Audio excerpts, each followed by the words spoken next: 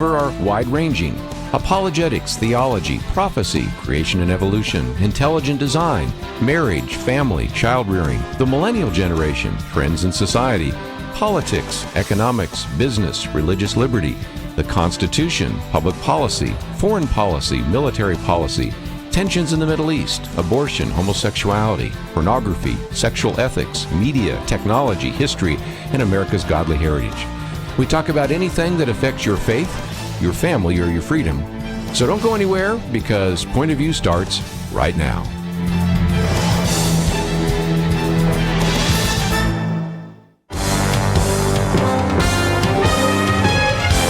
Across America, live, this is Point of View.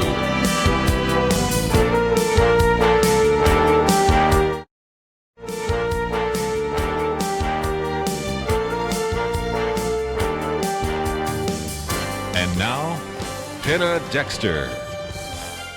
Thank you very much for joining us, ladies and gentlemen. I am Penna Dexter, and we are going to have a lot of fun here on Point of View today with Kirby away.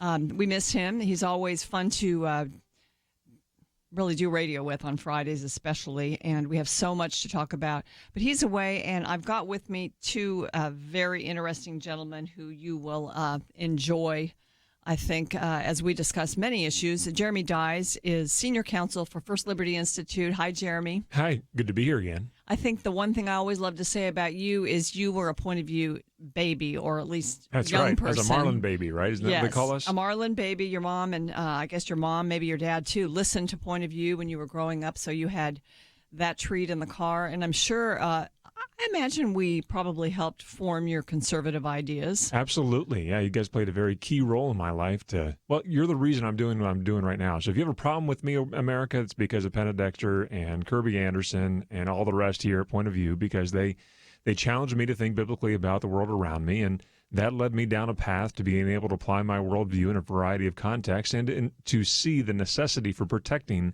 religious liberty so others could do the very same thing. So it's all your fault, Penna.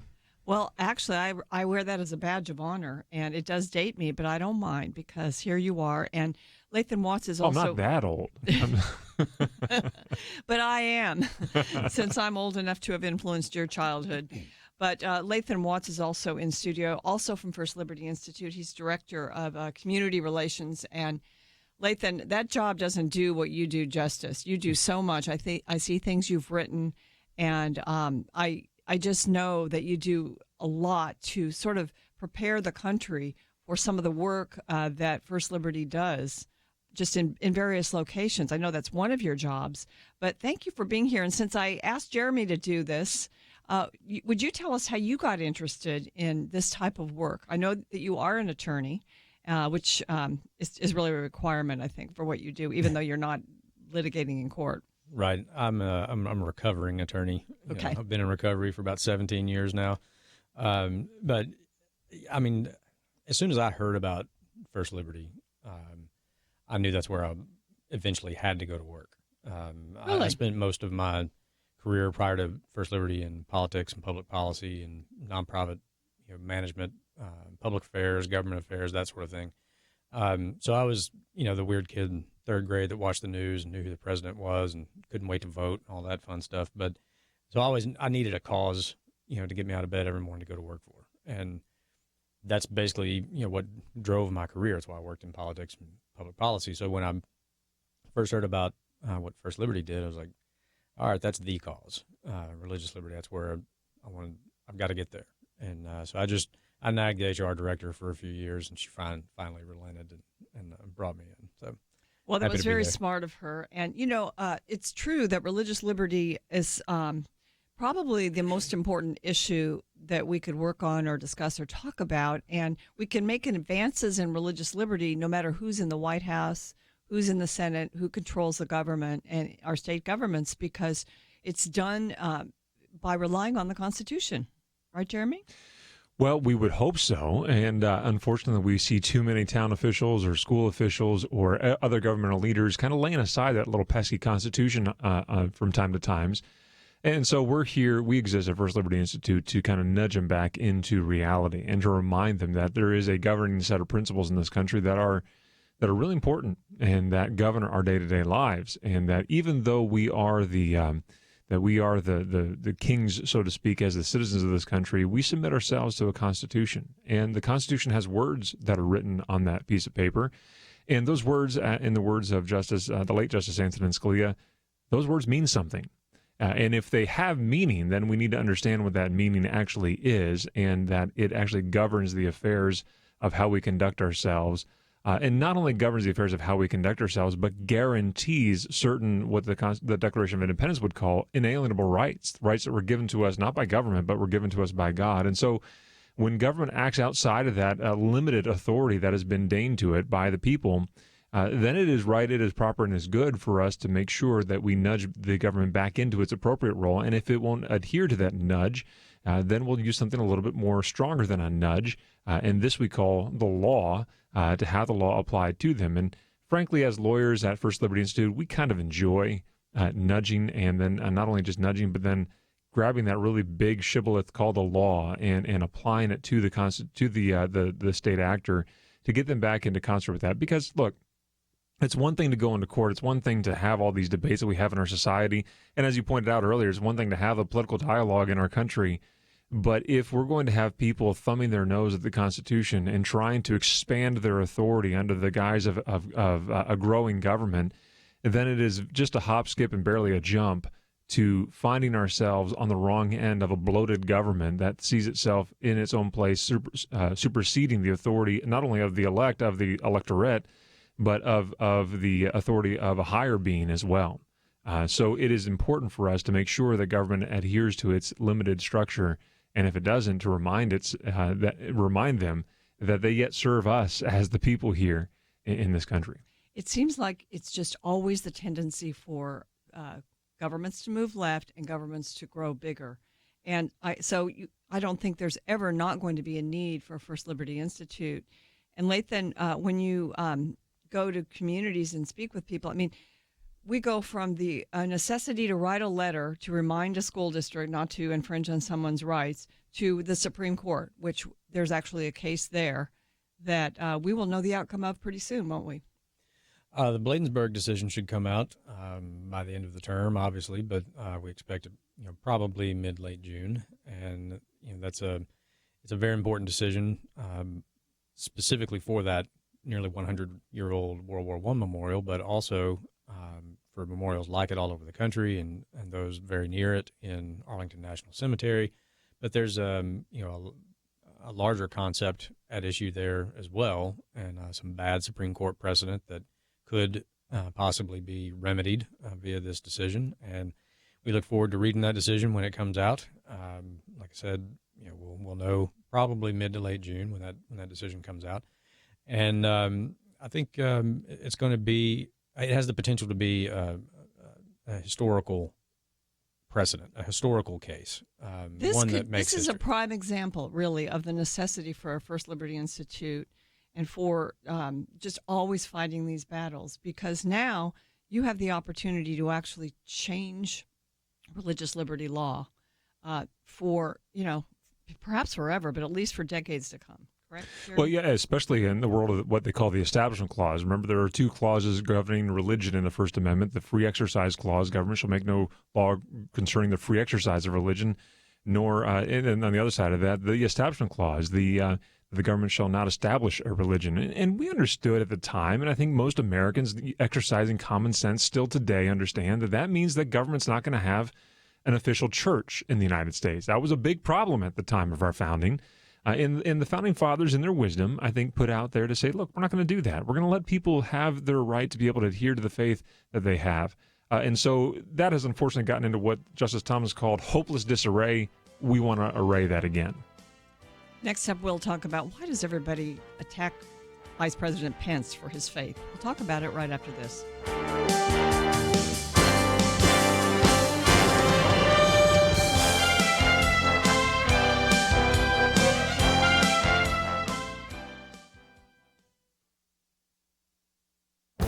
This is Viewpoints with Kirby Anderson. A few months ago, an article in Business Insider proclaimed divorce isn't a failure, therapists say. In fact, it could mean your marriage was a success. Now, I didn't pay much attention to it since you can find secular counselors and therapists who will say just about anything. But more recently, John Stonestreet did a breakpoint commentary on the article and used it to illustrate some important points about the biblical words for love. Instead, I would like to look at the premise of the article. Does a divorce really mean that your marriage was a success? I don't think couples that have been through a divorce would say that. I doubt their children would say that. One of the chapters of my book, Christian Ethics in Plain Language, documents what psychologists have discovered about the emotional and economic damage of divorce on children and even later in adult children of divorce. Years ago, Diane Medved wrote a book with the arresting title, The Case Against Divorce. The book begins with this admission. She says, I have to start with a confession. This isn't the book I set out to write.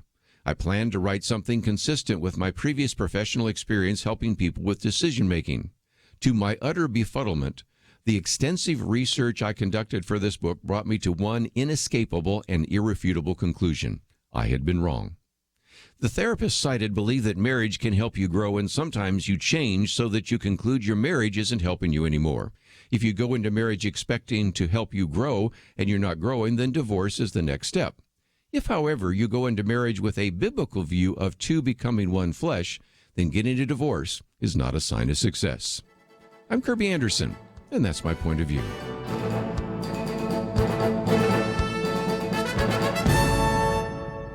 For a free copy of Kirby's booklet, A Biblical View on Anti-Semitism, go to viewpoints.info/antisemitism. Viewpoints.info/antisemitism.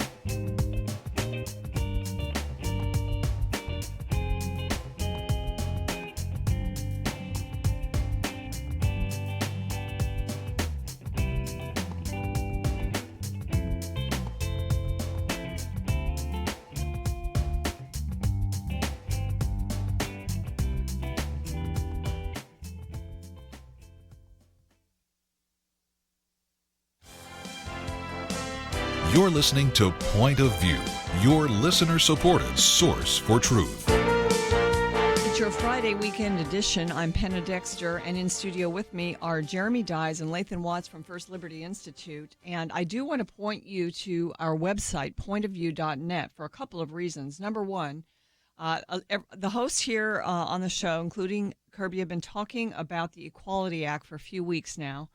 The House voted on it, and they passed this bill. It does some bad things. There's a sense in which it attempts to erase the differences between men and women. It really amends the 1964 Civil Rights Act. It adds sexual orientation and gender identity to the protected classes, and how that plays out is it really goes against businesses and public accommodations, forcing for instance, the opening of facilities, bathrooms, locker rooms, things like that. Amazingly, women's sports, of course, transgender women, I guess you call them, are invading women's sports, which is unbelievable and such a setback for the feminist movement in this country. I'm surprised more of them aren't speaking out, although I know some are. It also will affect what's taught in schools, and kids are now, even just because of social pressure and what they read online, choosing to try out the opposite sex. And it's not a temporary thing because it involves hormones and surgeries. It's invading the medical community, the psychiatric community. So this bill is draconian. Unfortunately, the Senate won't pass this, but it's something we have to talk up. And I think what we're doing here in our Take Action section of the Point of View website, which is very easy to find on the front page, is we had you all weigh in with your member of the House. And now that they voted and passed it, let that member know whether you're happy or unhappy with how they voted. You can just go to pointofview.net, and we make it very easy, even if you don't know who your congressman is, to weigh in. So please do that. And then something else there is an article by Jeremy Dyes, our co-host today, Stop the Protests of Mike Pence's Christianity. And Jeremy, he's been speaking at graduations at mostly Christian colleges. This last one that you wrote about is interesting because I didn't know this, but you actually went to this school and graduated there from Taylor University.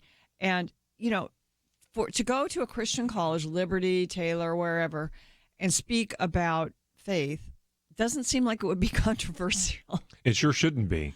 No, and unfortunately what happened here is that, you know, like a lot of schools, I think, in the country, there is a small but rather loud contingent of alumni, a few faculty, and an even fewer amount of students that seem to get all the attention. And so I want to state up front, I think the university has handled this thing very, very well.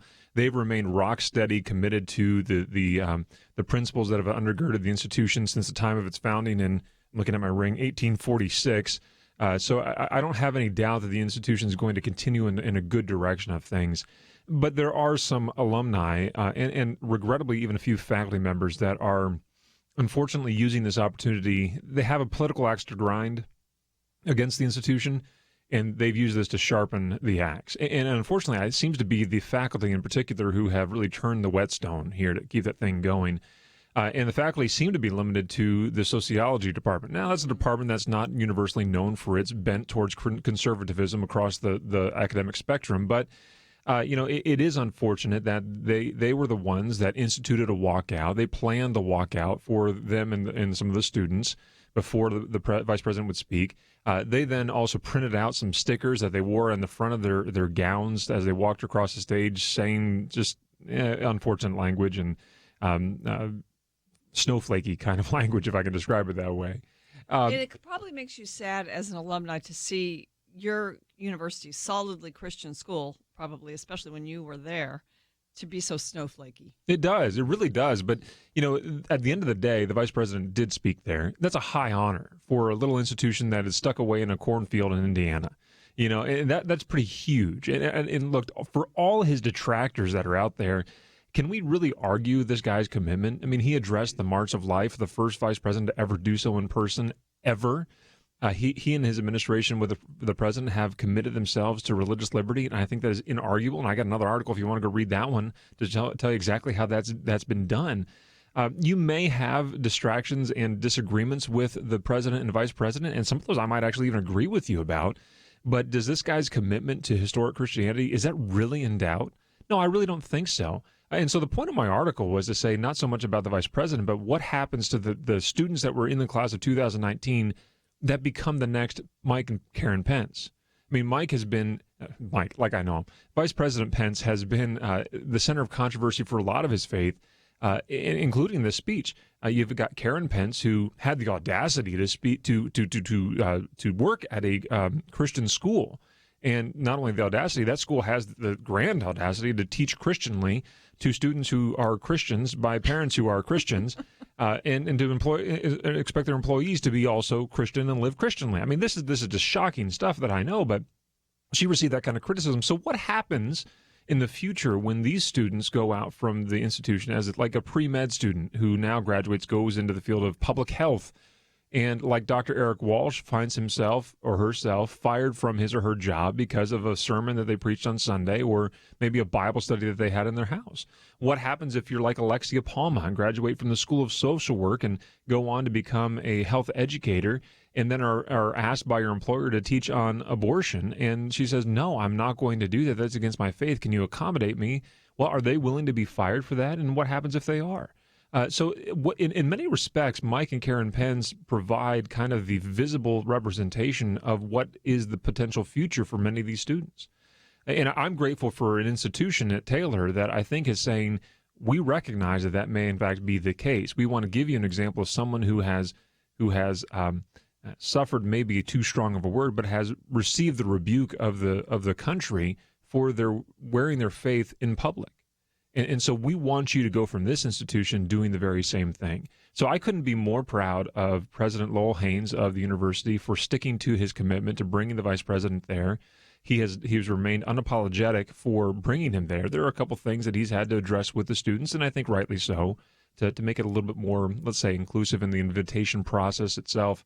But he's not apologized for bringing the vice president there, nor should he. And more importantly, I think the President Lowell Haynes here in this case has recommitted the institution itself to remaining committed to the orthodox religious principles that Mike and Karen Pence find themselves under so often public chastisement for doing. And so I would suspect that there will be some changes voluntarily to the faculty there that realize this is no longer a safe home for me. And for the alumni that disagree with the institution's direction in this regard, there are 100,000 different institutions that are more to your liking around there. Go support them. Yeah, there are too many. We don't need more of them. There's dozens of state schools that could do this. Go to one of those. Yeah. This institution is going to remain committed to not only a rigorous academic offering, but also to integrating that with the faith that has been once for all delivered to the saints.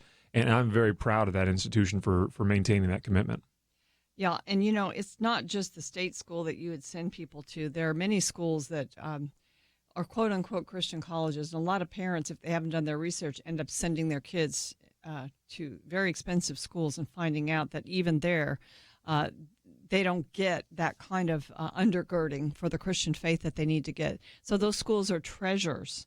And so I'm glad to hear that Taylor University has actually taken this thing that's happened with the vice president and actually tried to shore up some of that, because we need leaders, Lathan. I know you've got kids that you're probably thinking about, well, how are they going to be educated and where will they go? And mine were all educated in from very secular to very, very Christian colleges. And I've seen, the different ways we've had to deal with that and the repercussions of it. So it's important. And boy, it's hard to keep these schools Christian. They always, again, other things in government drift left, but even schools and colleges who are founded as Christian schools can drift, can't they? They certainly can. That's why, the fundamental responsibility for educating children is with the parents. And so whatever university that my children end up, although they know from listening to me that our family goes to Harding University, and they're expected to go to Harding University, and if they want dad to pay for it, that's probably where they're going to go. But it's parents' responsibility. Education, like everything else, begins at home, and I'm doing my best, obviously, my wife and I, to make sure that that they have a solid foundation in the faith, and then also in these constitutional principles and the founding principles of our nation, because they're not likely to hear those reiterated or defended or protected in a lot of academic environments, even, as you said, in some nominally Christian universities. I'm confident in the schools that our girls are in right now and the schools that they're going to attend for undergrad, but it starts with us. It starts with us at home. Absolutely. Ladies and gentlemen, we'll be right back. Is religious freedom still a cornerstone of the Republic, or has it effectively been crushed by the forces of tolerance? America needs Christians to be informed and as unified as possible, applying God's wisdom to civic life. Point of View can be a key part of a successful mission. I believe in America. I believe God wants His best for us. We can face whatever the world throws at us as long as we stand together. If you have not signed on, please do it now. Support Point of View Radio today at pointofview.net. Set up your monthly gift by clicking the Truth Team 360 picture and then carefully follow the directions. Pointofview.net. By phone, you can give at 1-800-347-5151. 800-347-5151. Or mail that first donation to Point of View, Box 30, Dallas, Texas 75221. Box 30, Dallas 75221. Or call us 800-347-5151. Point of View will continue after this.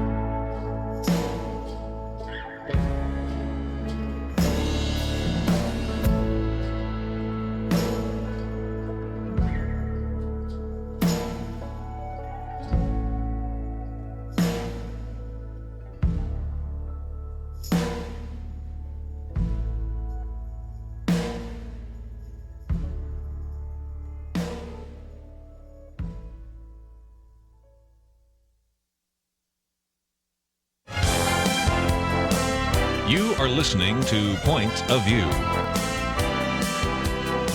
The opinions expressed on Point of View do not necessarily reflect the views of the management or staff of this station. And now, here again, is Penna Dexter.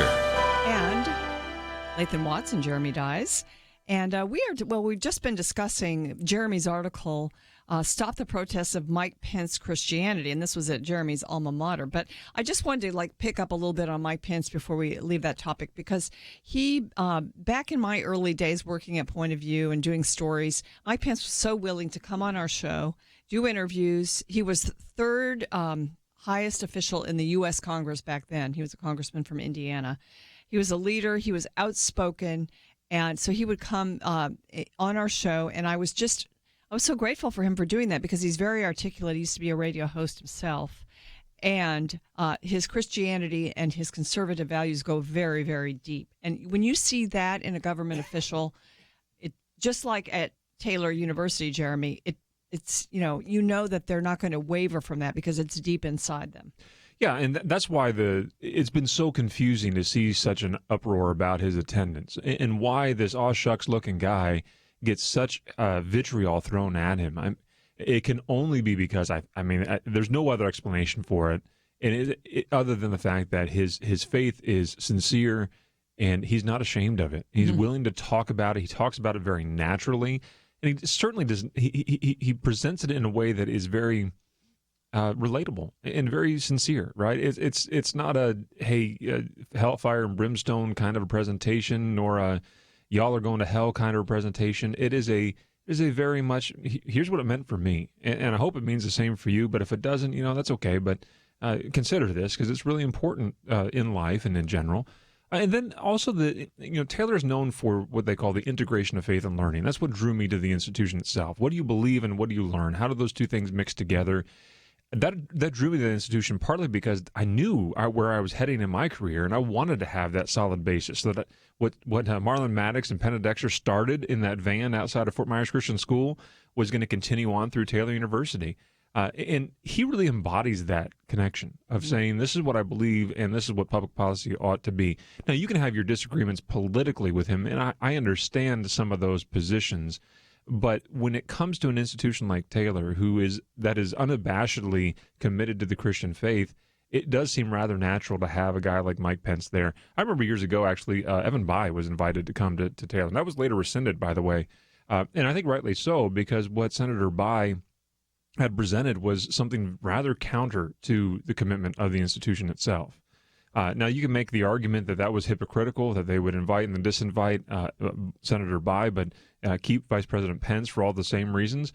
Well, I don't think so. When Senator Bayh had received a 0 rating from the life groups that were out there, and had been just in your face about abortion and a variety of other things, it was inconsistent with the position of the university itself to welcome that. Now, I wouldn't mind him coming on the campus and having a debate on those issues. That's perfectly acceptable, but perhaps not at the commencement address itself, where it's only a one-sided presentation of things. Now, I'm probably going to get a lot of flack from my fellow alum that have a disagreement on that very point with me. That's okay. I get it. But let's keep in mind that there are Mike and Karen Pences sitting in the class of 2019, and how they will react in the future to the same kind of vitriol that's being thrown against them is something for us to consider. And I think Mike wears it well. If you want to weigh in on our vice president and his faith, you can give us a call at 800-351-1212. Jeremy Dies and Lathan Watts are here. And Lathan, I want to get to some of the cases and some of the matters that First Liberty Institute is working on. And one of them is so interesting to me because churches have certain privileges with regard to paying taxes. And so this one city in Texas called Magnolia is actually trying to sort of, I guess, ding the church for money through a different direction. Tell us about that, and what has First Liberty Institute done about it? Certainly. Well, Texas, along with most states, recognizes the economic impact and the positive economic impact that churches and nonprofits provide to their communities, to say nothing of the social impact that those institutions bring to the communities where they're located. And to that end, they have exempted these organizations from property taxes. The city of Magnolia, just north of Houston, decided that in a quest for more revenue for the city, that they would institute new water rates, and that they would raise the water rates for churches, nonprofits, schools, and these types of institutions 3 to 4 times that of what they were going to charge commercial businesses. And the city manager even said, I'm paraphrasing, so I don't want to misquote him, but he basically said, "This is in place of other taxes and fees," and so you can't do that. Wow. I'm sorry, there's these things called the laws, and so the churches had initially tried to work with the city council, and that was not going anywhere, and so we represent 3 churches there in Magnolia, and we've now filed a lawsuit to address the problem. It seems pretty simple. You're either tax exempt or you're not, and I think the city there in Magnolia is very blatantly trying to circumvent the law and to charge these folks more than the commercial business right down the street. Businesses of all kinds, the government's constantly looking for sources of revenue, and when they do something to a business as a source of revenue, that business can pass that expense on to their customers. Well, what's a church supposed to do? I mean, are they going to start charging for baptisms down at Magnolia Bible Church? Are they going to convert from full immersion to sprinkling to save money on the water bill? Or are they going to start running specials? 1 full immersion for X price, and we'll throw in a couple of sprinklings for free. I mean, it's absurd. They provide such a positive impact to the community. And there's actually economic studies about this. It even has a name. It's called the halo effect. That all the services that they provide to the community, the people that consume those are typically then not going to government to get them. Right. And so they help with things like poverty and homelessness and disaster relief, especially in the Houston area, is a very hot topic. So it's not just economically short-sighted, it's illegal, and the city of Magnolia is going to have to answer for it. So in an article about this issue, First Liberty says calling a tax a fee doesn't make it legal, and it sounds like that's what they're trying to do. Jeremy, this is one of those matters in which it would have been nice to be able to write a letter, go and speak to the officials, and have it taken care of. But it sounds like they've dug in their heels, so a lawsuit is required. Well, we actually did that. Yeah. It's funny. Back in December, we sent them a letter that says, here's what you're doing wrong. Here's how to correct it. And if you don't correct it, we're going to have to apply the law to you in a lawsuit. And so now they are shocked, I say, that we have actually brought a lawsuit as if we were like bluffing or something here. Look, when a government official starts imposing taxes on tax exempt organizations, you got to question their judgment here a little bit, right? They're tax exempt, meaning you're not allowed to do that. Whoa, we're not providing a tax. This is actually a fee. Okay, yeah, everybody gets your sleight of hand on that, and nobody agrees with that at all. And so what you now have in Magnolia is churches that have had to make really hard decisions and are currently making really hard decisions to figure out what levels of care they're going to provide to their community that they used to provide more of, right? So now they've got to make decisions upon, how many times are we going to flush the potties in our church bathrooms to help us be able to feed people later on. You're making these really hard choices. I can't remember if Lathan said it or not, but keep in mind, they've raised the fee here on these churches, in some cases, 3 and 4 times the amount of commercial businesses, and they've done it explicitly for the purpose of raising revenue. That's not right. And it's not, I should have said, they've done it explicitly for the reasons that they're not providing property taxes, right? So they can't get at the money of the churches here. They're going to, because of the property that they sit on. So they're going to go after the people, some of whom who do not live within that community and therefore are not able to vote those members that are imposing this fee upon them out of office. So there's principles of taxation without representation going on here as well. So they're going to impose these fees in order to make up for what they're exempt from having to pay in the first place. And why are they exempt? Well, Lathan articulated it well. They provide an average of $1.7 million of positive effect in their community when they provide these services here. So it's just been very unfortunate that The city of Magnolia failed to respond. They never even responded with a letter or any kind of acknowledgement to us when we sent that letter back in December. They did not change their ways. They doubled down on it, as a matter of fact. And so we were left of really no option but to file a lawsuit against them and to say, you failed to bring yourself voluntarily under the law here, so we are now going to ask a judge to apply that law to you, and you're going to have to bear the brunt of that either now in court or later at the ballot box. But one way or another, we are going to restore the balance that is proper here, where you are not permitted to skirt the tax laws to get at money that is not yours. And we will keep you posted on that issue. Also, next up, we'll talk about a Virginia apartment complex, which has actually been sued with the help of First Liberty by a retired pastor because he was holding a Bible study. There's trouble for that. We'll be right back.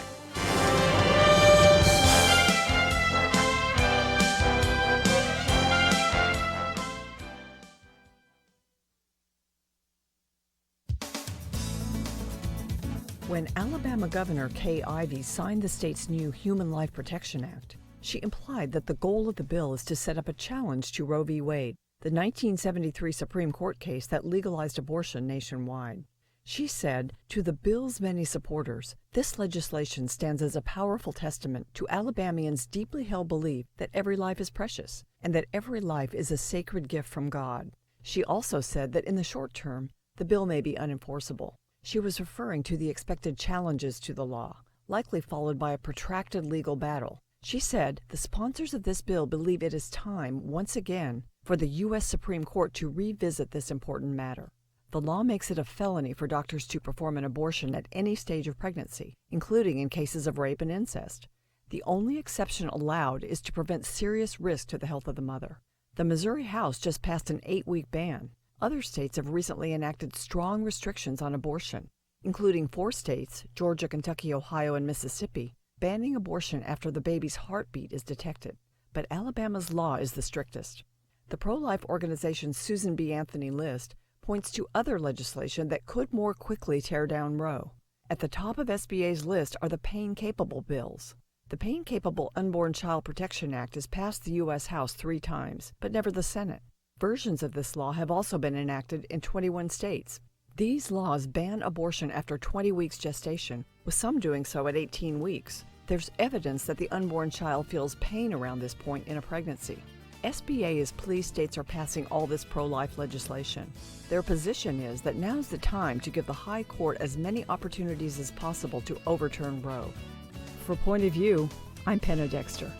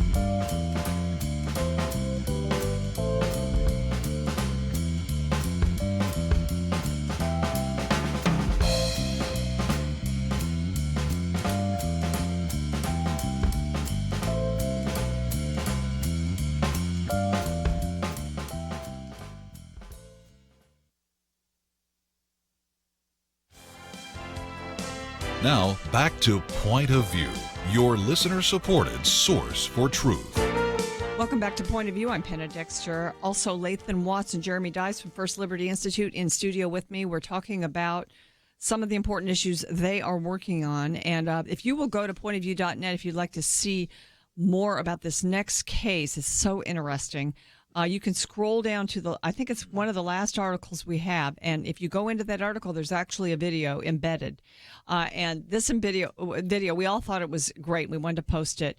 It's about a gentleman named Ken Hauge and his wife. They live in a senior living community in Fredericksburg, Virginia. We've talked about this case before on Point of View. But he was just doing a Bible study. He was doing it in a community room and ended up doing it in his own apartment. He's been threatened with eviction, not allowed to do the Bible study, And this is something that now First Liberty Institute is helping him with. It's escalated. And Jeremy, this news organization, Fox 5, did a great job on this report of this story, and you can see this at pointofview.net. Go down to the article on it. Retired Pastor sues Virginia apartment complex. But tell us about the case. Yeah, Ken and Lee Hauge moved into this senior living facility outside of somewhere halfway between Richmond and Washington D.C. to give you kind of a sense. Fredericksburg, Virginia, and they he's a retired Lutheran minister. And so he provided a little bit of something unique. Well, there was a cry out there in that community for someone to lead a Bible study. And when he came in and noted that he was a retired Lutheran minister, everybody's ears perked up. And so before long, they were asking him to lead a Bible study. Well, why would they be asking him to lead a Bible study there? Well, because a lot of the people that live there can't get out of their home on Sunday mornings or Wednesday nights or whenever their services may be to attend a service outside the facility. And so he was more than willing to provide that service to them. And he had a rather ecumenical group that would show up in the community room. They would show up right after the guys got done playing poker or the ladies got done playing bridge or whatever it was that was going on, the Mary Kay sales that were going on in the community room. There's a variety of different things that they could do down there. It's, the community room. And so if you're a member of the community, you should be able to use that because you pay a certain amount of profit or a certain amount of money for the company, to the company to be able to use its facilities. So you could swim in the pool and you can use the workout facility and you can use the community room for community projects. But apparently there were some folks that live there that don't take kindly to Ken Hauge's religious faith. And so they made some trouble for him. And long story short, last year, Ken and Lee, who are octogenarians, they're almost 90, they receive a letter from the management there at that retirement living facility that says, look, you've got to stop using this community room. In fact, you can't even use your own room anymore, your own apartment anymore. Now, think about that for a second. They had moved from the community room after complaints back to his own apartment, which is, not a big building anymore. So they're kind of crammed in there with wheelchairs and walkers and whatnot. And they're now saying you can't even use your home. They viewed it as a home-based business, and so he was violating the terms of his agreement. And so they said, you can't even use your home anymore. And if you do, we're going to kick you out of this facility. It was an eviction notice. So either stop with this behavior or we're throwing you 85 and 87 or however old they were people out on the curb, and good luck with all that. That is absolutely outrageous. And if you're listening and you are of that age or you have parents or grandparents that are of that age, you should be likewise outraged that someone would throw you out on your can for daring to have an exercise of religion in your own home. And so we have spent several months now trying to conciliate with that agency that we just thought, surely you just didn't understand the law here. Yeah. We just tell you what it is and you'll back down. And nope.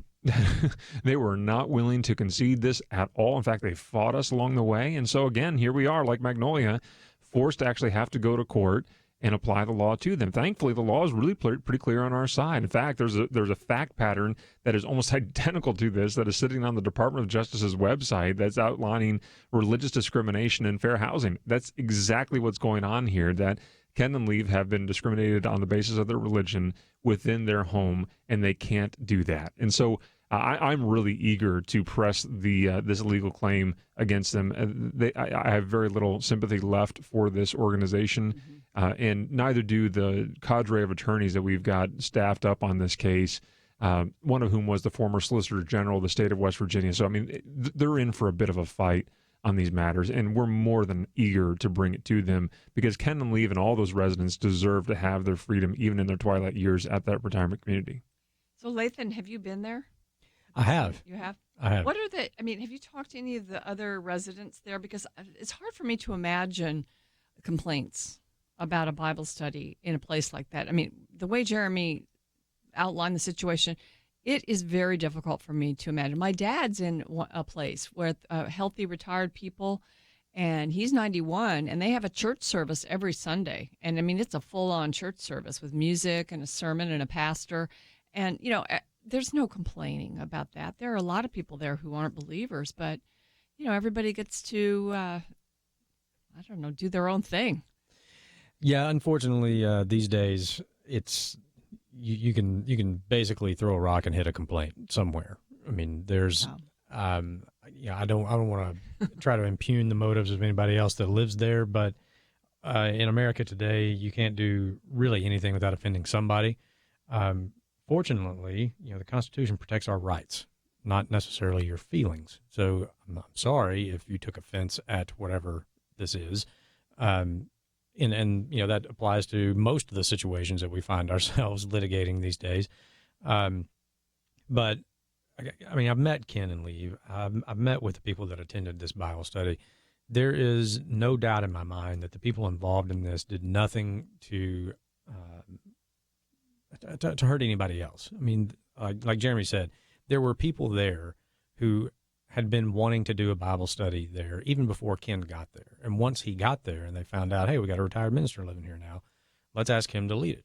And that's how this whole thing started. You'd be letting a lot of people down if you caved in. Well, absolutely. And, as Jeremy mentioned, a lot of the people that attend this Bible study, they have issues with mobility. It's not like they can get out and go to church on Sunday or another day of the week.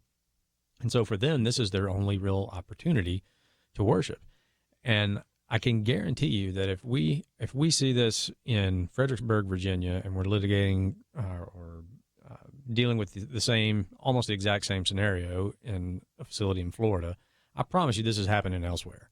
And, fortunately for Ken and Lee, we were able to make contact with them and we're able to help them in the same situation down in Florida. And you mentioned, a lot of your listeners probably have parents or maybe grandparents that are in facilities like this. They need to know that this is illegal. If your parent or grandparent is in a facility like this and are simply just trying to, have a Bible study in their apartment or use the community room as long as they book it just like anybody else, they have the right to do that. And if you find yourself in this situation or your parent or your grandparent, you need to contact us at firstliberty.org and we'll make examples of them as well. It's pretty sad to think of someone in their twilight years being deprived of the spiritual input that you could have from something like this so easily and conveniently because somebody's offended. And I'm so glad you guys have taken this on. Yeah, I'm just shocked that anybody's offended at Ken. Yeah. Ken is the most docile, sweet, grandfatherly man that I've met. You can't go into her home without the smell of fresh baked cookies. And if you hated her, she would bring you more cookies. I mean, this is how she will respond to you. In fact, I volunteer every time we possibly can to go visit with the clients because the cookies are good. She's a wonderful and very warm person, as both of them are. And so this should not be marring their time here. And unfortunately, it is. I'm grateful, though, that they're willing to stand up. But like Lathan says, if it's going on here, it's going on somewhere else, give us a call. Let us help you out. If you want to find out what they're like, just go look at the article. The video's in there and Ken Hauge's little interview. So we would commend you to do that, and we will be back with a lot more of Point of View after this.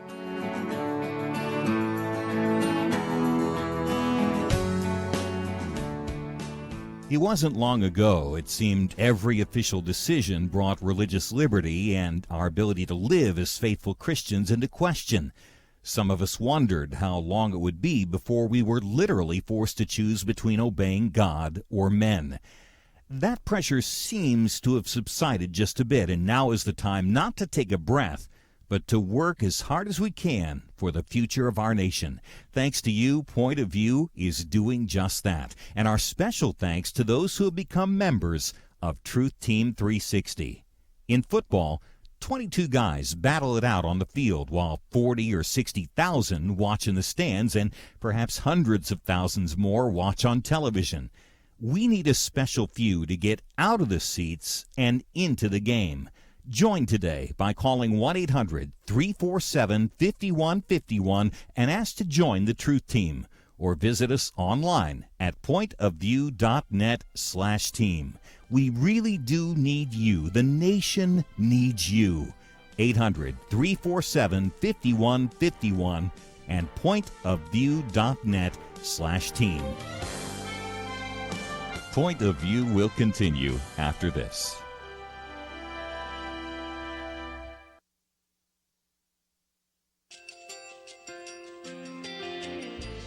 I just want to thank you so much for all the wonderful programming you have. You're just absolutely fantastic. I recently started listening to Point of View, and I really found it interesting because of the different subjects you cover. Thank you for that. I really appreciate everything that you do in keeping us informed. Thank you, Kirby, for everything that you have been doing. I appreciate all the work that you're doing, advocating for the Word of God. Thank you so much. Point of View, I think, is absolutely necessary because it's a Christian perspective, a biblical worldview perspective, and receive very current, up-to-date information about what is really going on, week to week in our culture, which is changing so rapidly, and yet it's morally sliding backwards. Yeah, I'm just, first of all, I thank you guys. Y'all's program is wonderful, and enjoy it every day. I learn so much every time I listen to it. Point of View Radio Talk Show.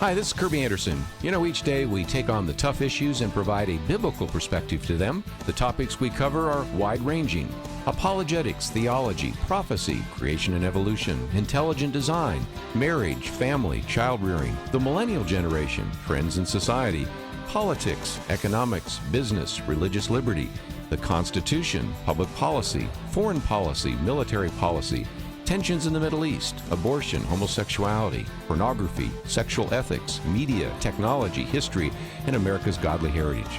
We talk about anything that affects your faith, your family, or your freedom. So don't go anywhere, because Point of View starts right now.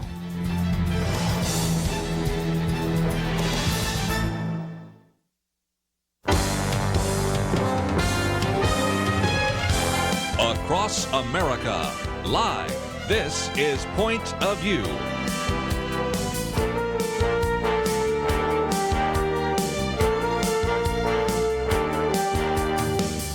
And now, Penna Dexter. Thank you very much for joining us, ladies and gentlemen. This is your Friday weekend edition of Point of View. I'm Penna Dexter. Kirby is away, and we're going to have some fun here. I've got Jeremy Dye, Senior Counsel from First Liberty, in studio. Also, Lathan Watts, Director of Community Relations. Thank you guys so much for being here. We have a lot to discuss today. And well, first of all, the First Liberty cases and matters that are in the pipeline and before courts, even the Supreme Court, are so interesting and pivotal. We will discuss several of those. And also, the divide is great in America over abortion right now. You've got states that are codifying Roe and really making abortion legal right up to the moment of birth. And then you have states like Alabama, who just last week banned it nearly completely. Are we going to see some kind of a setup to a challenge of Roe versus Wade? We'll talk about that, and we'll take your calls on it. And as a matter of fact, let me give the number out now so you can start thinking about weighing in on these issues. 800-351-1212 is our call-in line. Also, there's a piece, I think we posted this at pointofview.net, about the Trump tax returns. There's been this demand for him, which he stood against, to release tax returns. And a federal judge now in the D.C. Circuit Court of Appeals, I believe it is, has said that he must release these, that the company that holds on to them must release them. And he turns out to be pretty much of a partisan, an Obama-Biden donor. So we will discuss that. And what's the appropriateness, if that's a word, of forcing the sitting president to do this? A lot of presidents do it voluntarily, so we'll talk about that. Then, in the section that I have titled Investigations, Impeachment, or Infrastructure, it was a choice this week because the president was meeting with the speaker, and she's been accusing him of a cover-up, and he's supposed to negotiate with her about infrastructure, and he said no way, he's going to walk out from that. We'll discuss it with Jeremy and Lathan and you. Again, we'll solicit your calls. And then one more issue that we've been discussing here on Point of View, Chick-fil-A. In San Antonio, Texas, in the airport, they were trying to open up a Chick-fil-A, a good little sandwich to have before you get on your flight. But the city said no, the city council banned it. They said that this organization had, and its owners had given money to a couple of Christian groups, Salvation Army, and I think it was Fellowship of Christian Athletes. So the legislature decided to make this an issue and kind of make it the face of a bill protecting First Amendment rights. And we talked with Jonathan Saenz last week, and it had pretty much died in the House. But the Senate revived the Chick-fil-A bill. It actually passed the Senate and the House and is on its way to the governor of Texas. And so, you know, that's where I want to start, Jeremy and Lathan, because I know First Liberty has weighed in on this and may still be working on, and Jeremy, I'll let you start first, may still be working on really the idea of squelching their religious liberty to even have this Chick-fil-A in the airport. Yeah, look, we kind of blew the whistle, I think, first on this issue when the city of San Antonio failed to abide by their own non-discrimination laws here. And not only their non-discrimination laws, but the non-discrimination laws that they agreed to when they took federal dollars to remodel their airport. And that's exactly where this problem kind of started, where they're going to have a Chick-fil-A there within the newly remodeled airport. And It passed through all the little subcommittees and contracting deals that were going on, and they were excited about this. The staff presented this to the city council and said, hey, they're a great institution. They provide a lot of resources. They're, in fact, the third largest fast food joint in the country, or maybe the world. They do more business per store than Subway, Starbucks, and another institution combined. Just incredible amount of there's a reason why this would be there. It would provide a lot of resources to the city of San Antonio, and it's good chicken on top of all that. But the city of San Antonio said, you know what? They have the audacity to donate to such groups as the Salvation Army. And so they must be really bigoted, and therefore we're going to remove them, and only them, from this contract. And so the city councilman specifically targeted Chick-fil-A and targeted them because of their religious charitable giving as the reason for kicking them out of the airport. And so what we did was send a letter to the Department of Transportation saying, hey, look, y'all gave them a pretty sizable multi-million-dollar grant to do this work. They signed an agreement that said that they would engage in non-discrimination as a part of that money that they receive. Maybe you should do an investigation into the city of San Antonio, because if it's happening there at the airport, what are the chances that it's happening as they're trying to fix potholes and other federal grants that are flowing through the city of San Antonio? And so, I mean, it just seems to make sense that if, they're going to agree to this, we should hold their feet to that fire. Well, they actually then sought some protection from the Texas Attorney General, who himself sent a letter after we did, and saying basically the same thing, and saying that he's going to open a Texas investigation into this organization, or the city of San Antonio. But on top of that, we sent them a FOIA request asking them for documents to kind of do our own informal investigation, so much as the law will allow us as citizens to do. And they sought protection from the Texas Attorney General from having to even respond to that, which, there seems to be a lot of smoke pouring out of the city of San Antonio, so there must be fire there somewhere. If you have nothing to hide, you don't try to hide it. You just give it away here. And so it's really unfortunate that this has even come to all this, that we're having to have this debate over a chicken shop. One of my favorite responses, by the way, was that the mayor said that, look, the reason we decided to keep them out here is not having anything to do with their religion. It was that they're not open on Sundays, and that, that cuts down a lot of revenue. Well, I mean, come on, think about that for a second.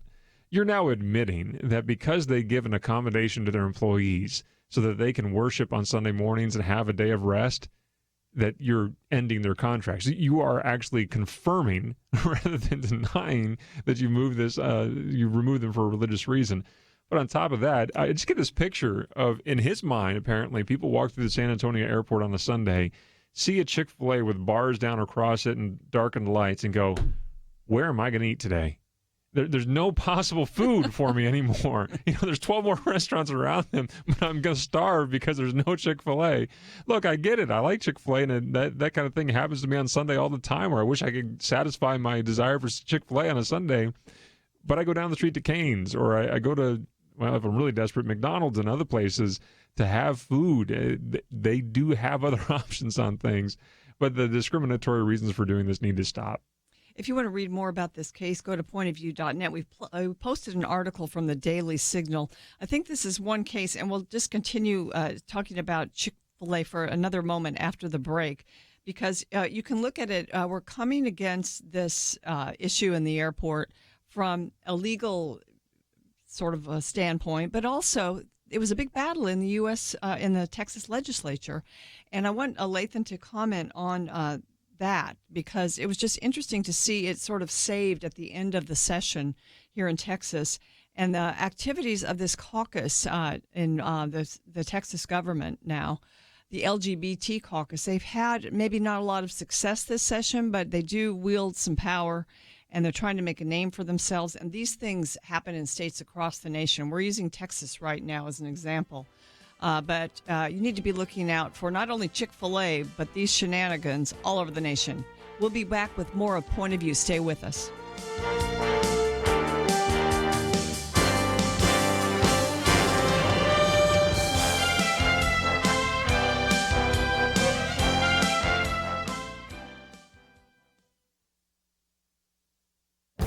This is Viewpoints with Kirby Anderson.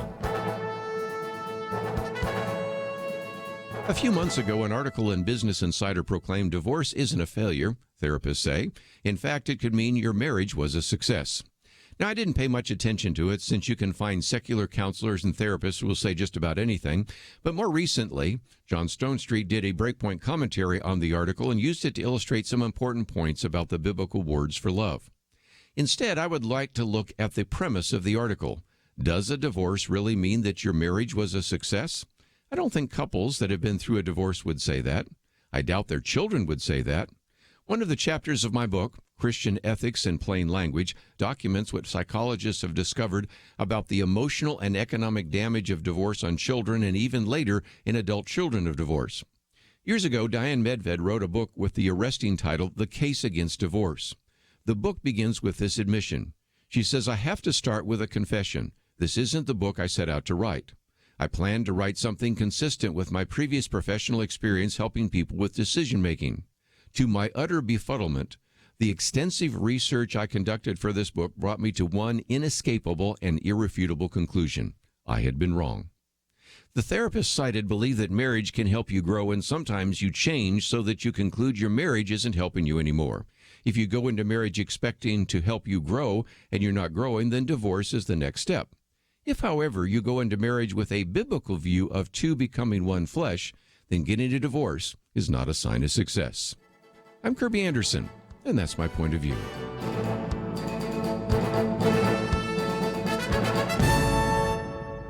For a free copy of Kirby's booklet, A Biblical View on Anti-Semitism, go to viewpoints.info/antisemitism. Viewpoints.info/antisemitism.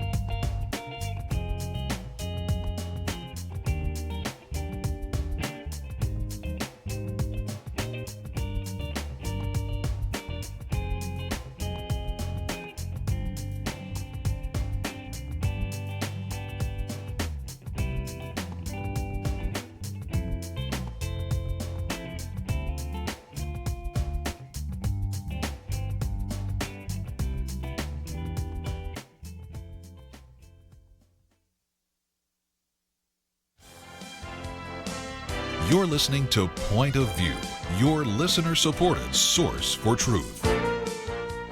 Welcome back to Point of View. The question we'll ask a little bit later in this segment, was President Trump right to walk away from the Democrats on infrastructure? The Wall Street Journal asked this question. Doesn't this president know he's supposed to take a daily beating on his way to impeachment while also giving Democrats some policy victories? We'll ask that question of our guest co-hosts today and also of you at 800-351-1212. But we were talking about Chick-fil-A, and Lathan Watts from First Liberty Institute is with me, as is Jeremy Dyes. Lathan, there was a battle in Texas, and I know that you watch these political battles, and this time there's a powerful, or actually a caucus trying to gain power in the legislature. And they call themselves the LGBT caucus, and they did make a name for themselves to some degree, not so much in as far as victories, but they were at play here in this Chick-fil-A matter, weren't they? They were, and it gets back to, as we said, the whole controversy everywhere. Anytime Chick-fil-A is brought up and the LGBT community comes out to protest against them, it's much ado about nothing, honestly. I mean, it's a family-owned restaurant chain, and members of the family expressed their belief on issues of marriage and gender. But Chick-fil-A doesn't deny service to anyone. Right. I mean, anybody can come in there, get a chicken sandwich, say thank you, and be told my pleasure. You know, they don't discriminate against in hiring. They don't discriminate in how they serve people. So everywhere this issue pops up, it's really it's a non-issue. But it never ceases to surprise me what people will load up and go to war over. And And the is another weapons one. they'll use. I mean, the Salvation Army and Fellowship of Christian Athletes. Those Right. were the big sins Yeah. in donating to them. Yeah, that's and really the charitable also, giving that they're all upset about. The Salvation Army and Fellowship of Christian Athletes. Okay, so then don't give your money to the Salvation Army or Fellowship of Christian Athletes. But the fact that this occupied the amount of time in the Texas legislature, which has a limited number of days to meet every other year, and I'm glad that they do, because there's only so much damage a legislature can do when they only meet every other year. But the amount of time that this occupied, this legislative session, when people of Texas have for many years now been begging for real property tax reform and didn't quite get it this session either, it's astonishing to me. I mean, the Texas legislature passes a bill, and I expect the governor will sign it. And if this bill is being voted on, I guess I'm voting yes. But it's basically the Texas legislature saying, yeah, and us too. Because San Antonio has already violated their own ordinances. They've already violated the agreement, like Jeremy said before, the agreement that they signed in accepting federal funds. And so now we have the Texas legislature saying, well, and we say you can't do that either. The whole thing is remarkable to me in the amount of time that it occupied on both sides of the aisle. And here we are in the Texas legislative session. Your representatives will be coming home soon. Talk to them about how they spent their time in the legislature. We'll be doing a wrap-up of the legislature next week here on Point of View, and what was done and what was not done. Do we have to have a special session? All that. Well, let me just go to an issue very quickly, let you guys weigh in on this. Before we get off Chick-fil-A, though, I thought it was funny if people didn't see this. This is just kind of, for all of you who don't live in Texas, I'm sorry, moment for you, but when the Senate finally passed the Chick-fil-A bill, which is now, if you're not familiar with what this is doing, it's basically saying that what San Antonio did was wrong, and now we're going to codify it, right? So now they can't vote someone out of a contract for having a religious belief or a religious motivation for operating their business. It may be unnecessary, but it's an important step and a good reaction, I think, to the Chick-fil-A situation. Well, the governor put out on Twitter, Governor Abbott put out on Twitter a picture of his computer with the screen up about the bill, the Chick-fil-A bill so-called, having passed the legislature. And on the keyboard, which was maybe not the smartest move, but on the keyboard was sitting a giant cup of Chick-fil-A soft drink of some sort. And the tweet was, do you think I'm going to sign the bill? I'll tell you after I get done with my dinner, he says. So I'm sorry if you don't get to live in the state of Texas, but that's our governor. You can have one, too, if you come to the state of Texas, too. I love it. And I might mention these battles are not just in Texas. There are other airports that have banned Chick-fil-A, so they're going to have their own battles. Oh, and we should also give a shout-out to Matt Krause for pushing this issue. I know he's been on this show before as a listener, I'm sure, a friend of ours as well. So good job, Matt, and your crew down in Texas or down in the Assembly for keeping things moving like this. I know there's a lot of important issues out there. At least this one is recognizing by the state of Texas that San Antonio was acting stupid, and we're going to prove it by passing this law. Amen. Thank you, Matt. And really, all there's a sort of a group of conservative young men who are acting on behalf of common sense and religious liberty and conservative values. And as Lathan said, in Texas, the legislature only meets every other year. So they have to get a lot done in a short time, and it's almost ending. So we'll kind of wrap it up next week and just kind of talk about what's next. I do want to bring up just very quickly, I don't like to talk about this too much, but sometimes when this President Trump, it seems like there are darts and arrows coming at him from every side. And one is that he is constantly being told that he must surrender his tax returns and, just let them be scrutinized. And you can kind of look at that and say, well, other presidents have done it. Just about all of candidates do that. But, it's a little bit of a different situation because all it will do is will give his opponents the opportunity to just go through and find lots of other things to attack him with and weapons. And he's had enough of that. So I sort of don't blame him in a sense for not doing it. Well, there's a judge now who has said that he must surrender his tax returns. And this is a federal district court judge. On Monday, he basically said that this must happen. It's actually the accounting firm, Mazars USA, must comply with the subpoena and the ruling. So the legal fight is really with regard to these tax returns is far from over. This judge is Amit Mehta of the U.S. District Court for the District of Columbia. And it turns out that he was a donor to Trump or Obama Biden, and he is, in a sense, a partisan. So it's not unusual that, or it's probably expected that he would rule this way. But what I want to ask both of you is, what about this issue? I mean, we have, this precedent of candidates releasing their tax returns, but is it, what about the law on this? And Lathan, I'll let you start with this. I don't know that there's any requirement for, to run for office that you release your tax returns. Is it a good idea, though? Maybe. It depends on the candidate. Like you said, I mean, this candidate, President Trump has very extensive business dealings that he has sort of put on hold to serve in public office, and I could definitely see how his tax returns and they're not just going after him, and they're going after his businesses, they're going after his family members, they're going after lots of people.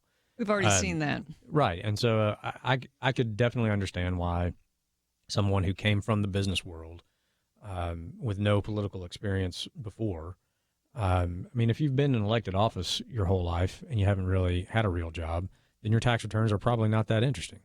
But somebody who comes from the private sector and a very long career, an extensive career in the private sector and multiple businesses and all of these other things, partnerships with other people, I can understand why you wouldn't want to subject those tax returns to public scrutiny, because you may be not that you're afraid that you've done something wrong, but you've done business with a lot of people, and a lot of people's names get dragged through the mud just because they're associated with this president.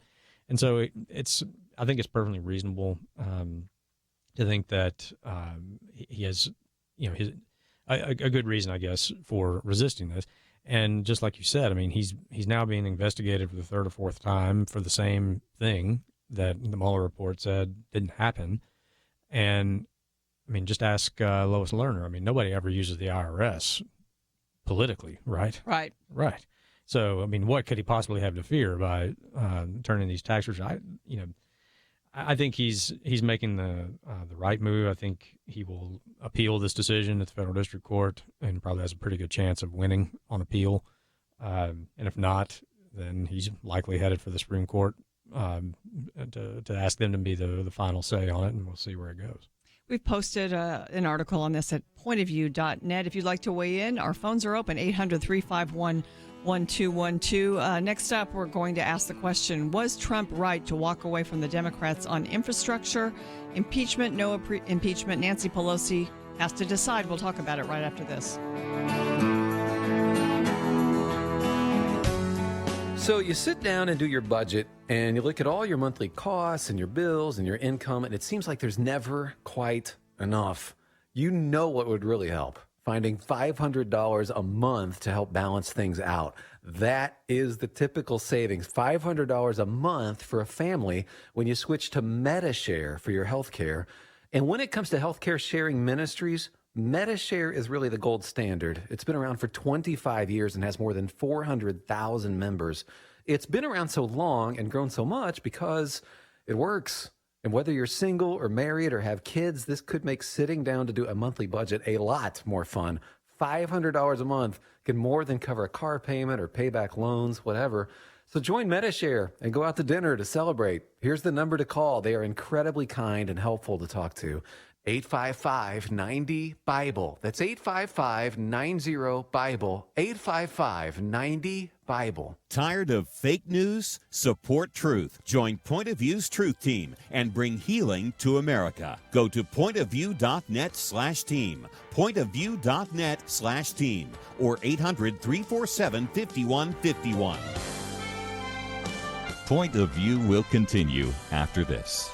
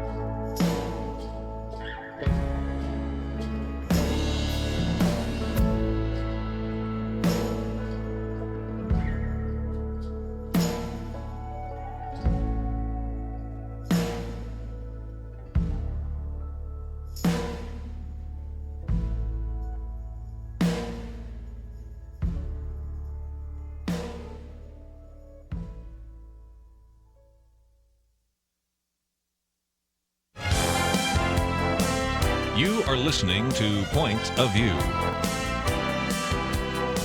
The opinions expressed on Point of View do not necessarily reflect the views of the management or staff of this station. And now, here again is Penna Dexter.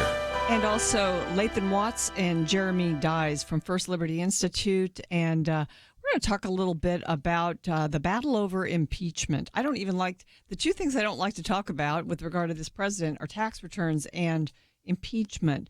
But the news is sort of bringing that onto our plate today here on Point of View. And this week, of course, there was a sort of some talks between leaders about infrastructure, which has been an issue that a lot of people think on both sides of the aisle we need work on in this country.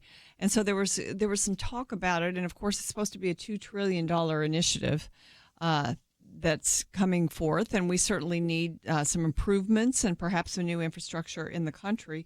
Whether that's a federal issue or not is something else to be discussed. But there were negotiations over this bill. It hit, quote unquote, and this comes from the Washington Post's Henry Olson. It hit a huge pothole on Wednesday. President Trump said that the Democrats have to choose between infrastructure and investigations. And, of course, earlier that day, the Speaker of the House had said that the president is engaged in a cover-up. And because he's refusing to let out a lot of things, we mentioned tax returns, but also other documentation, he wants to stop these investigations into him and all people associated with him and move on with the business of government. But this cover-up idea, the idea that she's been being asked now to open up impeachment proceedings and all of that, this president just said, I'm not going to negotiate with people who are attacking me in this way. So he walked out of the meeting and made a speech in the Rose Garden. Was he right or was he wrong to walk away from Democrats on infrastructure? That's one question we're asking here on Point of View. And also, impeachment or no impeachment. We now have one Republican who has actually said he would support impeaching the president. There are many Democrats that also do. They seem to be in the progressive mode, though, Lathan, because those who are in districts that are more swing or even just sort of mainstream Democrat districts, they're a little worried about holding the Congress, and as Ms. Pelosi is. And so, there's just a lot of intrigue right now with regard to this, and I think some political calculations being made. Impeachment would not be good for the Democrats, would it? Well, that sort of depends, I guess, on what district you're running in. If we're talking about keeping the House, I think Nancy Pelosi has lost control of her caucus. I think she is the speaker, but she does not necessarily speak for all of her caucus. I think the people that get the most attention are people like Alexandria Ocasio-Cortez, who is unabashedly for impeaching the president. There's people like Maxine Waters who have been talking about impeaching the president since the day he got elected. There are lots of people in her caucus that have not been following her lead when she tries to sort of slow walk any talk of impeachment. And I mean, as far as how the president dealt with this meeting, I think it was actually a pretty good political move by him, and I think that's one thing that continues to frustrate people in D.C., both some Republicans and Democrats, as they are continually getting beat at their own game by a guy who supposedly had no experience in it, and they don't know how to deal with it. I mean, Trump made it a pretty simple point. You expect me to play nice with you and let's all be friends with the people who have done nothing but try to undermine me and my job since I got here, people who don't like the fact that I have this job, who question every decision I make, try to make me look bad in front of my boss, the people of the United States, but you're shocked that I don't want to be friends and I don't want to work with you on something else. Usually the one thing Republicans and Democrats in D.C. can agree on is spending money they don't have. And that's what this infrastructure bill would have been. It would have been another $2 trillion in infrastructure. And so he got up and walked out and said, hey, if you want to work together, let's work together. But if not, that's okay too. I'll go out here and I'll make my case to the American people. We'll see how the 2020 election goes. I think, honestly, we talked about the Equality Act a little bit earlier, and I think part of the reason the Democrat caucus was so intent on passing that is because they don't have anything else to campaign on for the midterms. They had, from the day Trump got elected, said things like, we're going to impeach him, we're going to investigate the Mueller report and everything else. They have lost on all of that. They have nothing to tell the people that sent them to Congress, nothing to hang their hat on. And so they needed something other than we hate the orange man. And so let's pass the Equality Act. And we know it will never see the light of day in the Senate. And by some hook or crook, it got past the Senate. The president would veto it, and they don't have the votes to override a veto. They knew that bill was pointless when they passed it. But they have literally nothing else. They have done nothing else but attack this president. And they have nothing to show for it. And I think Nancy Pelosi is right to be nervous about the midterms. I think she's right to be nervous about the impact of them taking a vote on impeachment. Because, as you mentioned, Democrats in tight districts may not be on board to cast that vote. If you're a Democrat in Florida right now where Trump and Biden are polling basically even for 2020, do you want to cast an impeachment vote and fire up the Republican base in your district when, if you're in a close district and turnout may be the factor that determines whether or not you go back to Congress? It's, I don't know if they've done a whip count to where, if they think they could get to 218 votes, but again, they know it's going nowhere once it leaves the House. So you're going to pass a big show vote and nothing happens. And now what? You've lost again. So it's a political calculation, Jeremy. I mean, really, impeachment is just a political issue right now. He will never actually be removed from office by the U.S. Senate during this term. So it's political, and you have to make that calculation. I still think, for all her faults, that the speaker has some instincts with regard to this. She's been around a long time. She's watched what happened to the Republicans when they impeached President Clinton.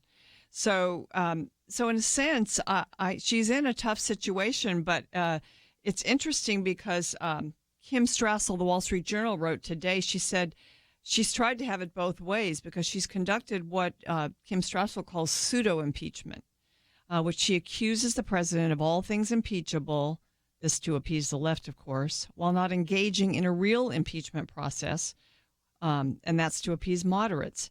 That strategy is now hitting a wall. What do you think? What do you think of her instincts? Well, she's had self-preservation instincts that have gotten her thus far. I mean, you can't argue she's maintained herself in a very important position for a long period of time, and perhaps those self-preservation instincts have gotten her not only this far, but are also her undoing. And look, if it's a political issue, then do it. Okay, come on. If you want to impeach, no one's stopping you, right? I mean, you control the House. Do it. I mean, what more do you need? You just had 2 years worth of Mueller report stuff, and that's a big nothing burger, according to most people who are reading it. So what do you got? Bring it. You want to do something on his tax records? Yeah, he had bankruptcies. He had a rough patch of economic life. He may have even done stuff that many would consider unethical. Okay, is that a high crime and misdemeanor? Prove it. Just bring it out and prove it. Just come on, prove it all out. But don't toy this along for so long, because obviously that means that you're trying to pander to your political base and trying to score political points for your party. You're not doing anything productive for the country itself. And I may have some of the same disagreements with the president on some of the points that you're raising. I may not, but I may. But this is not helping that dialogue. And you can't have this both ways. You can't say that he is both awful, horrible, terrible, he should be impeached, and then not actually impeach him. You actually have to go and make that claim. And they're trying to do that right now. Exactly right. You can't do that tightrope dance for very long. And I think the president knows that. He does. And I think he's playing that angle that says, well, if that's the way you want to play this, all right, I'm going to call your what amounts to a bluff and say, go ahead and try. I think that's why he hasn't released his tax records as well. And he says, enough is enough. I'm not going to help you hang me. All right, I'm not going to give you the rope to hang me on things. You're going to have to go out and find it yourself. I laughed earlier this week when Chairman Nadler got all upset about Don McGahn not showing up for his testimony. Well, we will be obeyed. We are the Congress. We will be responded to. We will be respected and all this. I said, you have the power of subpoena, and you have a sergeant at arms right there. Send him to go get Don McGahn. But stop this silly protesting of things here.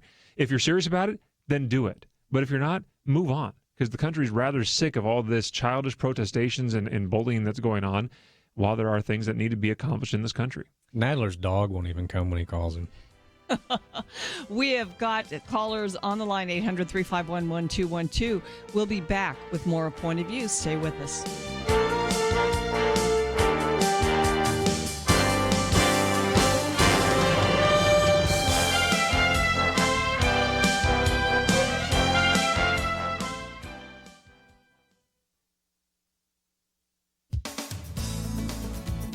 When Alabama Governor Kay Ivey signed the state's new Human Life Protection Act, she implied that the goal of the bill is to set up a challenge to Roe v. Wade, the 1973 Supreme Court case that legalized abortion nationwide. She said, to the bill's many supporters, this legislation stands as a powerful testament to Alabamians' deeply held belief that every life is precious and that every life is a sacred gift from God. She also said that in the short term, the bill may be unenforceable. She was referring to the expected challenges to the law, likely followed by a protracted legal battle. She said the sponsors of this bill believe it is time, once again, for the U.S. Supreme Court to revisit this important matter. The law makes it a felony for doctors to perform an abortion at any stage of pregnancy, including in cases of rape and incest. The only exception allowed is to prevent serious risk to the health of the mother. The Missouri House just passed an 8-week ban. Other states have recently enacted strong restrictions on abortion, including 4 states, Georgia, Kentucky, Ohio, and Mississippi, banning abortion after the baby's heartbeat is detected. But Alabama's law is the strictest. The pro-life organization Susan B. Anthony List points to other legislation that could more quickly tear down Roe. At the top of SBA's list are the pain-capable bills. The Pain-Capable Unborn Child Protection Act has passed the U.S. House 3 times, but never the Senate. Versions of this law have also been enacted in 21 states. These laws ban abortion after 20 weeks gestation, with some doing so at 18 weeks. There's evidence that the unborn child feels pain around this point in a pregnancy. SBA is pleased states are passing all this pro-life legislation. Their position is that now's the time to give the High Court as many opportunities as possible to overturn Roe. For Point of View, I'm Penna Dexter.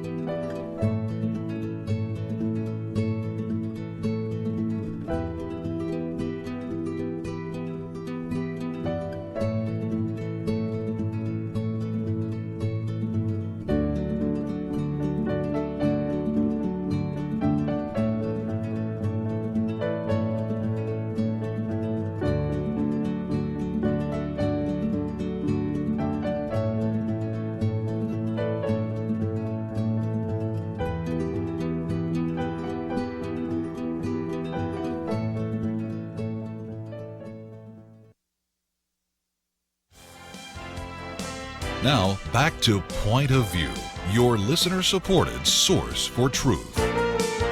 We've had an action item here at Point of View for the past couple of weeks, the Equality Act. It's sort of a unfortunate name because basically it's hard to vote against equality, but this equality doesn't, it's not a real true equality. And what it really does is affect the rights of women, and it redefines gender. It opens it up to gender identity feelings and sexual orientation, giving those sort of the status of protected classes in all sorts of ways. And so we were asking our members of Congress to vote against it. It passed, though, the U.S. House of Representatives. And so we're giving you the opportunity at our Take Action Now section of the Point of View website to weigh in, to just thank your representative for voting against it or to scold them for voting for it, it's very easy to do. Just go to pointofview.net, scroll down to take action. And Lathan, just this Equality Act, again, it's really draconian in a sense. And you said, well, the Democrats thought they needed to do something. They knew it wouldn't pass the Senate, but they really needed to do something to please their base. So they did this? I think so. And I think it's a good indication of what you will get if the Democrats take over the Senate and still control the House. And if they were able to get a Democratic elected president, that he or she would sign it without thinking twice about it. And you're right. I mean, it's deceptively named, as a lot of things are. It's practically Orwellian because it would make certainly people of faith who run a business or in any sort of public accommodation or who are trying to live according to their faith, their rights would not be equal to others if this became law. And so thankfully, it is not going to see the light of day in the Senate. But it does give you an indication as to how far the Democratic Party has moved, because this bill is basically seen by a lot of people as another way of getting rid of basically the Religious Freedom Restoration Act. I mean, it was a way of repealing that without actually taking a vote to repeal RFRA. And RFRA is used to shore up and defend people's religious liberties. So it's taking away a powerful tool. Exactly. And RFRA actually was, championed in the Senate by Ted Kennedy and signed into law by Bill Clinton. So that shows you how far their party has moved. A law that was championed in the Senate by Ted Kennedy and signed into law by Bill Clinton is now being gutted by the U.S. House of Representatives led by Nancy Pelosi. And frankly, the RFRA was a legislative response to a judicial decision that a lot of people did not like. And it was an attempt to sort of restore some of the things. That's why it has the name that it does, Religious Freedom Restoration Act, restore strict scrutiny to government action that impedes people's free exercise of faith. And, so that's where we are today. You have the House trying to gut that bill, and thankfully it's not going anywhere else, but it shows you how important elections are, the upcoming elections are, and it shows you how important having the right type of judges on federal benches as well, people that are going to interpret the law, not make the law. And as much as I love him, the decision that RFRA was passed to address was a decision authored by Justice Scalia, right? Which just proof nobody's perfect, nobody gets them all right. But there may be some decisions or some cases that make their way to the Supreme Court that give the Supreme Court a chance to address that decision as well. So we'll see. In the next maybe in the next term we'll find out. But this is it's a very bad bill, and I'm not trying to downplay the how bad the bill is, but it's not going to become law. But it's always good to encourage your legislators when they do the right thing. Having worked for one, I know that you rarely get the calls to say, "Hey, that was good. Keep it up." You usually get calls on things people are not happy about. So if your legislator voted the right way on the Equality Act, give him or her a call and thank them for it. Or you can just go to pointofview.net, go to the Take Action section. You can tell them you're happy with it or you're not happy with it. Well, we've got some calls, ladies and gentlemen, with regard to this whole idea of infrastructure, impeachment or investigation, all of these things happening, sort of swirling around Washington, D.C., and was President Trump right to refuse to negotiate with Democrats on infrastructure when they're either trying to impeach him or they're just doubling down on investigating him? So let's just begin taking some calls. 800-351-1212. Ken is in Alabama. Hi, Ken. Thanks for calling. Thank you for taking my call. I'm certainly not a lawyer, but I would ask this legal-type question, throw it into the mix. Somehow, some way, somewhere, there's got to be a limit as to what Congress can subpoena from Mr. Trump. He hasn't been accused of any crime yet, so they're just on a fishing expedition.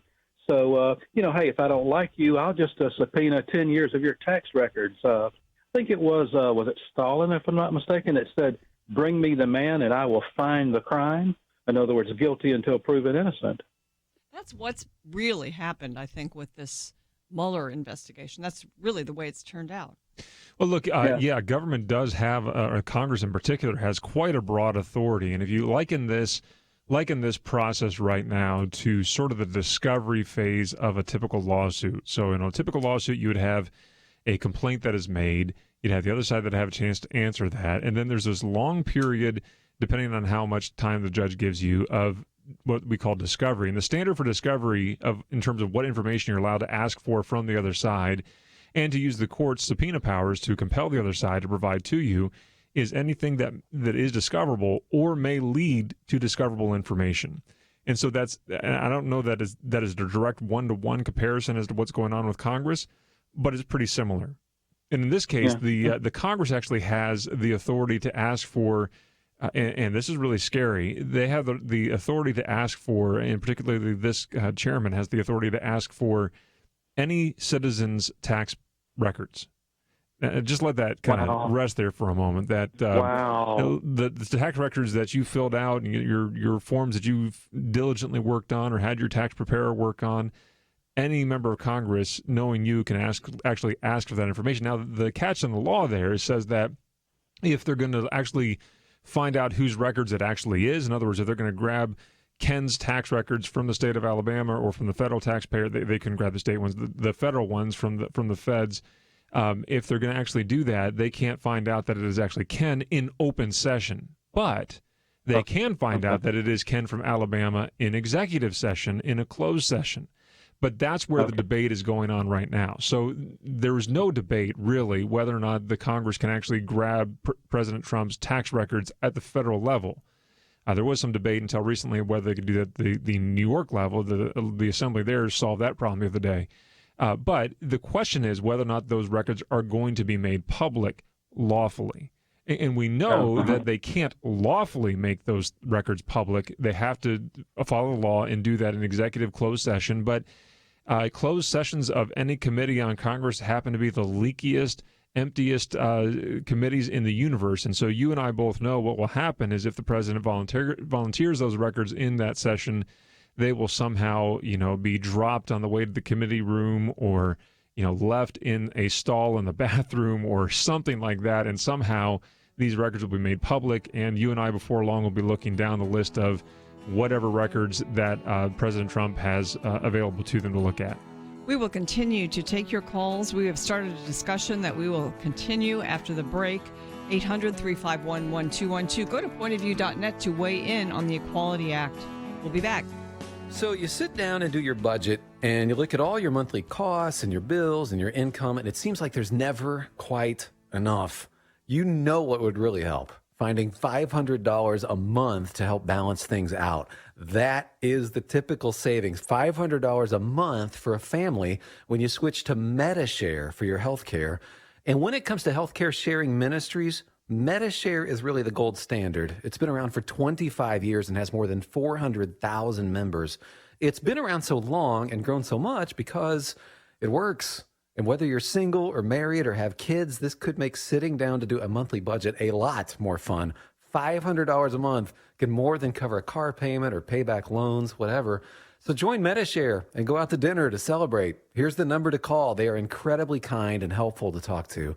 855-90-BIBLE. That's 855-90-BIBLE. 855-90-BIBLE. Tired of fake news? Support truth. Join Point of View's Truth Team and bring healing to America. Go to pointofview.net/team. Pointofview.net/team. Or 800-347-5151.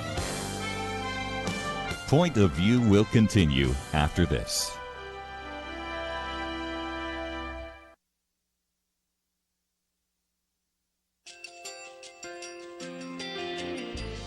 I just want to thank you so much for all the wonderful programming you have. You're just absolutely fantastic. I've recently started listening to Point of View, and I really found it interesting because of the different subjects you cover. Thank you for that. I really appreciate everything that you do in keeping us informed. Thank you, Kirby, for everything that you have been doing. I appreciate all the work that you're doing, advocating for the Word of God. Thank you so much. Point of view, I think, is absolutely necessary because it's a Christian perspective, a biblical worldview perspective, and receive very current, up-to-date information about what is really going on, week to week in our culture, which is changing so rapidly, and yet it's morally sliding backwards. Yeah, I'm just, first of all, I thank you guys. Y'all's program is wonderful, and enjoy it every day. I learn so much every time I listen to it.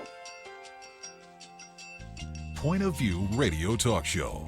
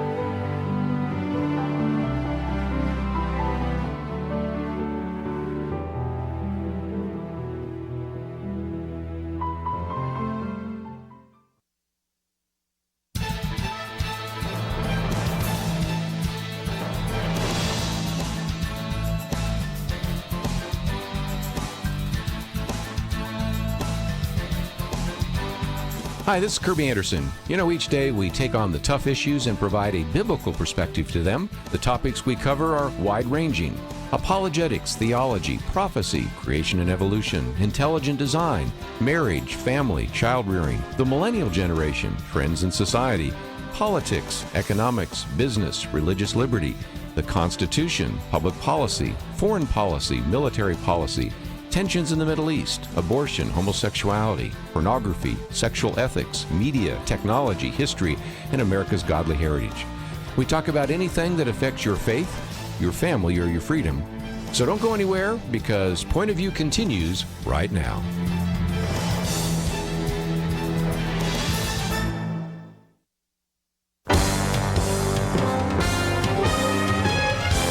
Across America, live. This is Point of View.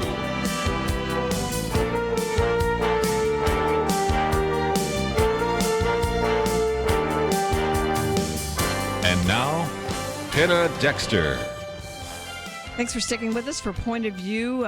We are in the thick of discussions about not only the Inequality Act, the Equality Act really, but it's really the Inequality Act, but also just the question, was President Trump right to walk out of infrastructure meetings with the Speaker of the House and other leadership in the Democrat Party when earlier in that day, Speaker Pelosi really basically accused the president of being engaged in a cover-up before traveling to the White House to meet with him on infrastructure? He said, "No deal. I'm not going to negotiate with you if you are going to continue to attack me." Was that a good idea or a bad idea? We're taking your calls on that at 800-351-1212. In studio with me is Jeremy Dyes and Lathan Watts from First Liberty Institute. We will, in this hour, basically go over some of the matters and cases that First Liberty is working on. Of course, I think at top of my mind, Jeremy, is the Bladensburg Cross case, because we're going to actually hear what the Supreme Court is going to decide on that case. And it's not only about a cross, it's also about law and the Constitution and how it's interpreted, and could have an impact for religious liberty law for years and decades to come. Yeah, let's go back to this to remind ourselves kind of the many different reasons why, but the legal reason why we're doing this. Well, Justice Thomas has said multiple times that the Establishment Clause jurisprudence, that area of the law that talks about the second or the one of the two clauses in the Constitution, the First Amendment, one of the two religion clauses called the Establishment Clause, that area of the law, Justice Thomas says, is in hopeless disarray. So it's really, really hard for anybody to understand where that intersection is okay and where it is a problem.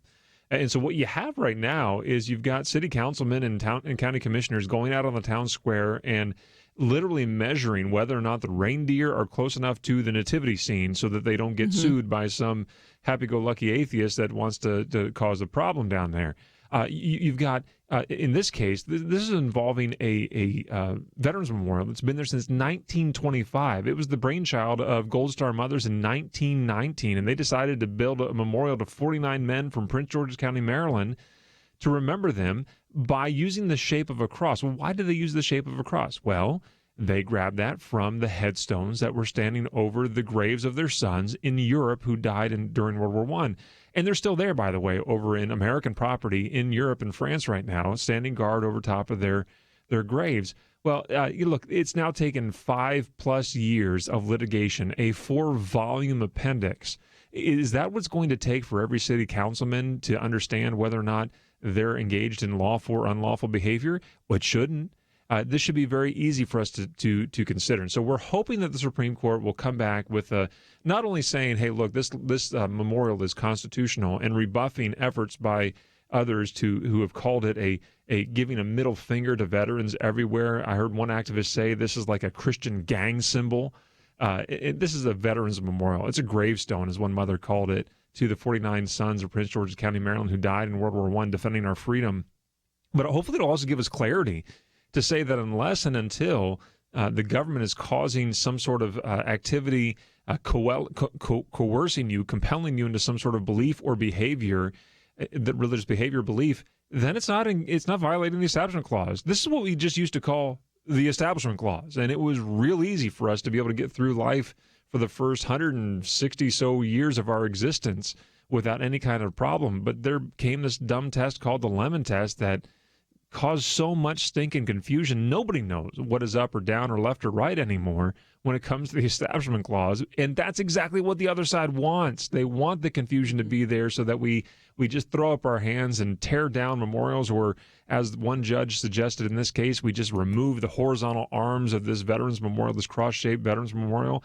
It's enough. It just needs, the silliness needs to stop, because it's putting in jeopardy gravestones like this one in Bladensburg, Maryland. It's putting in jeopardy the Argonne Cross that stands there in memory of men who died fighting in World War I in Arlington National Cemetery.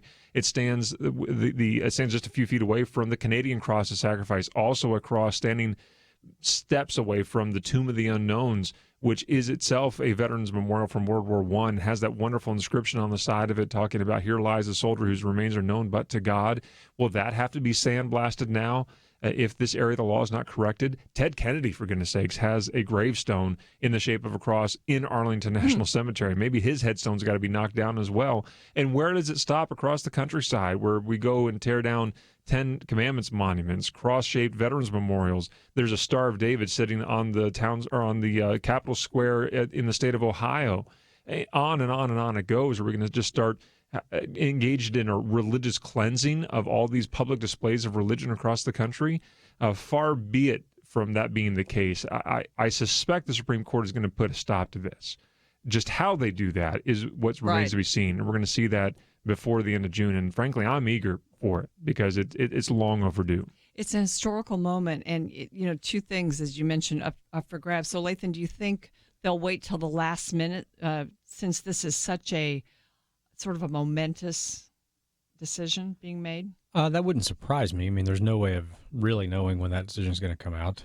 Typically, late in the term is when you get sort of the end of June. That would be the end of June, right? That's typically when you get the sort of blockbuster cases of each term, whether or not they think it's, if they think it's going to be somewhat controversial, or they think it's going to be like the opinion that gets all the attention. Those sometimes come late in the term, and then the justices go on vacation. Okay. So, yeah, I would say mid to late June is when I would expect it to have it. We're going to bring up a couple more of the important cases that First Liberty Institute is working on. I mean, there are so many, but so we try to pick a couple that are getting activity currently to talk about here on Point of View, and we'll do that after the break.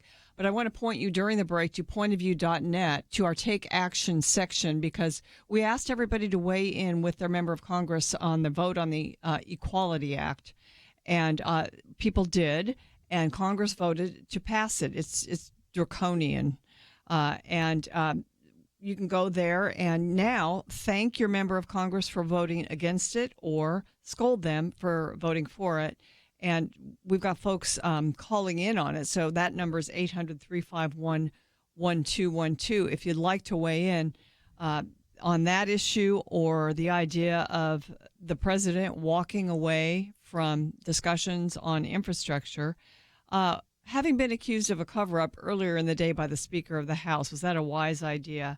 And, just how much, whether you agree with or love or hate President Trump, how effective can a president be when he's constantly being attacked, and even having things he's done before the presidency scrutinized or really investigated? So that's what we're dealing with here at Point of View. And ladies and gentlemen, stay with us. Please check out our website. There is an article for just about every topic we have discussed today on the show or will discuss. We try to give you some sort of supporting information for you. That's at pointofview.net. And I want to mention the donate button, too. I haven't mentioned that today, but that's certainly always something that we ask that you make use of. As Point of View is a listener-supported ministry, and we depend on the gifts of our listeners to help us to continue to broadcast. So, ladies and gentlemen, stay with us. Again, give us a call, 800-351-1212. Want to take your calls.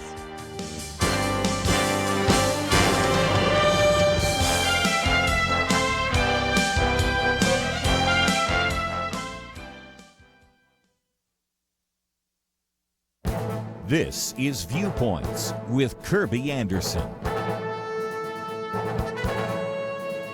A few months ago, an article in Business Insider proclaimed divorce isn't a failure, therapists say. In fact, it could mean your marriage was a success. Now, I didn't pay much attention to it since you can find secular counselors and therapists who will say just about anything. But more recently, John Stonestreet did a breakpoint commentary on the article and used it to illustrate some important points about the biblical words for love. Instead, I would like to look at the premise of the article. Does a divorce really mean that your marriage was a success? I don't think couples that have been through a divorce would say that. I doubt their children would say that. One of the chapters of my book, Christian Ethics in Plain Language, documents what psychologists have discovered about the emotional and economic damage of divorce on children and even later in adult children of divorce. Years ago, Diane Medved wrote a book with the arresting title, The Case Against Divorce. The book begins with this admission. She says, I have to start with a confession. This isn't the book I set out to write. I planned to write something consistent with my previous professional experience helping people with decision-making. To my utter befuddlement, the extensive research I conducted for this book brought me to one inescapable and irrefutable conclusion. I had been wrong. The therapist cited believe that marriage can help you grow, and sometimes you change so that you conclude your marriage isn't helping you anymore. If you go into marriage expecting to help you grow and you're not growing, then divorce is the next step. If, however, you go into marriage with a biblical view of two becoming one flesh, then getting a divorce is not a sign of success. I'm Kirby Anderson, and that's my point of view.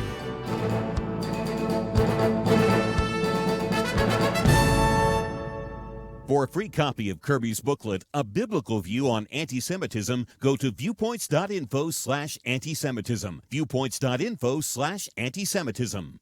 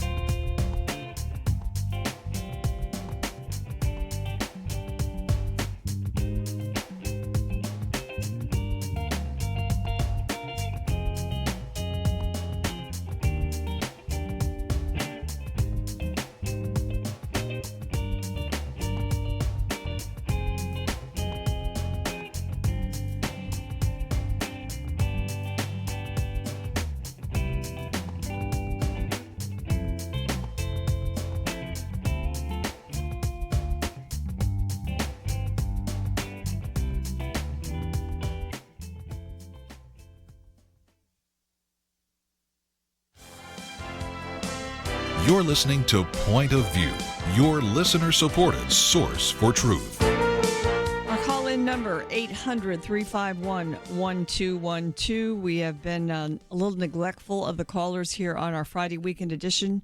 Jeremy Dyes and Lathan Watts are with me, and we will remedy that here for the rest of the program. I do want to mention, by way of update, we got a message. It was actually came out on Twitter, but a syndicated columnist named Phil Kerpen has unearthed this information.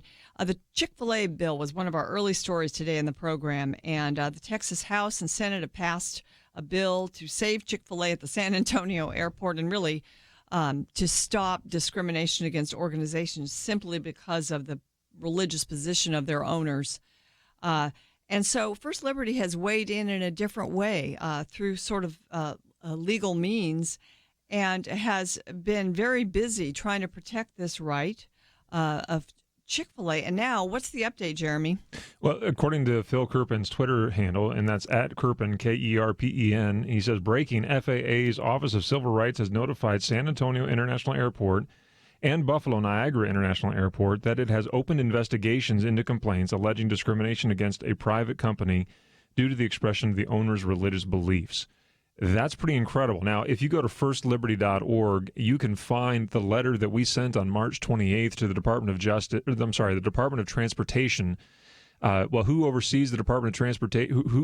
Which group does the DOT oversees? A lot of people, including the FAA. Yeah. And the FAA here is now opening this investigation, the very investigation, in fact, that we called for back on March 28th. So if, in fact, this is true, and I'm sure other stories will come out here before long if it is, then this seems to be a direct response to not only First Liberty's request for an investigation into this matter, but also Ken Paxton, the Attorney General for the state of Texas, his investigation request and his ongoing state investigation into this matter as well. And Lord willing, this will result in some very interesting changes at the San Antonio level that will begin to push back against this type of bullying behavior. So this and is good perhaps news. prevent this bullying around the country at other airports. Let's hope so. Or in Yes, other because we know that cities. it's growing around not just Buffalo, but other cities have thought of doing likewise, including not just at the airports, but in various parts of their town.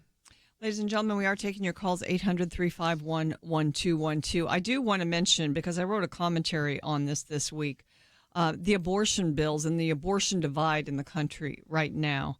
And, we've been watching this in different states doing different things with regard to abortion. You have the state of New York, for instance, and just the celebration in their legislature for passing a bill that really brings abortion all the way up to birth and codifies Roe versus Wade in that way, and other states trying to do that.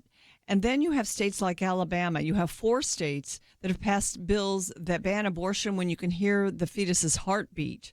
And I think most of these bills don't even have exceptions for rape and incest, only the basically life of the mother. Same with the Alabama bill, which passed, I think, week before last. And so everybody's looking at this and saying, is there being is a challenge to Roe versus Wade being set up an effective way here? Is it still a good idea? And this is a disagreement among pro-lifers. Is it a good idea to go this direction, or should we just continue to incrementally restrict and limit abortion with certain restrictions? I mean, I'm thinking of one bill in the state of Texas which said physicians have got to have admitting privileges at local hospitals.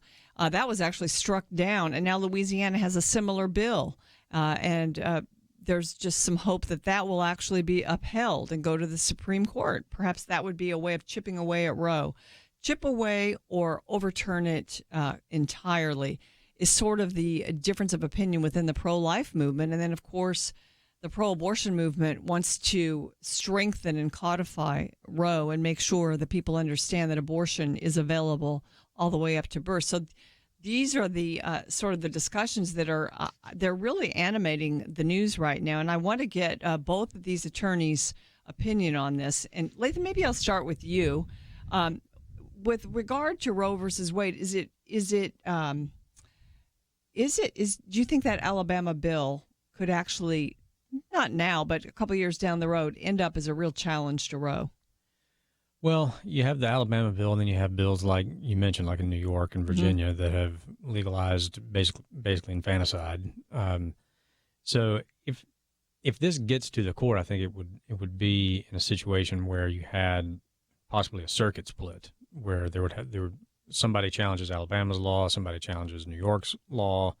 For example, they go to those circuit courts of appeals. They're ruled, in 2 different ways that seem to be at odds with each other, and then that might create a scenario where the court, tries to resolve that circuit split.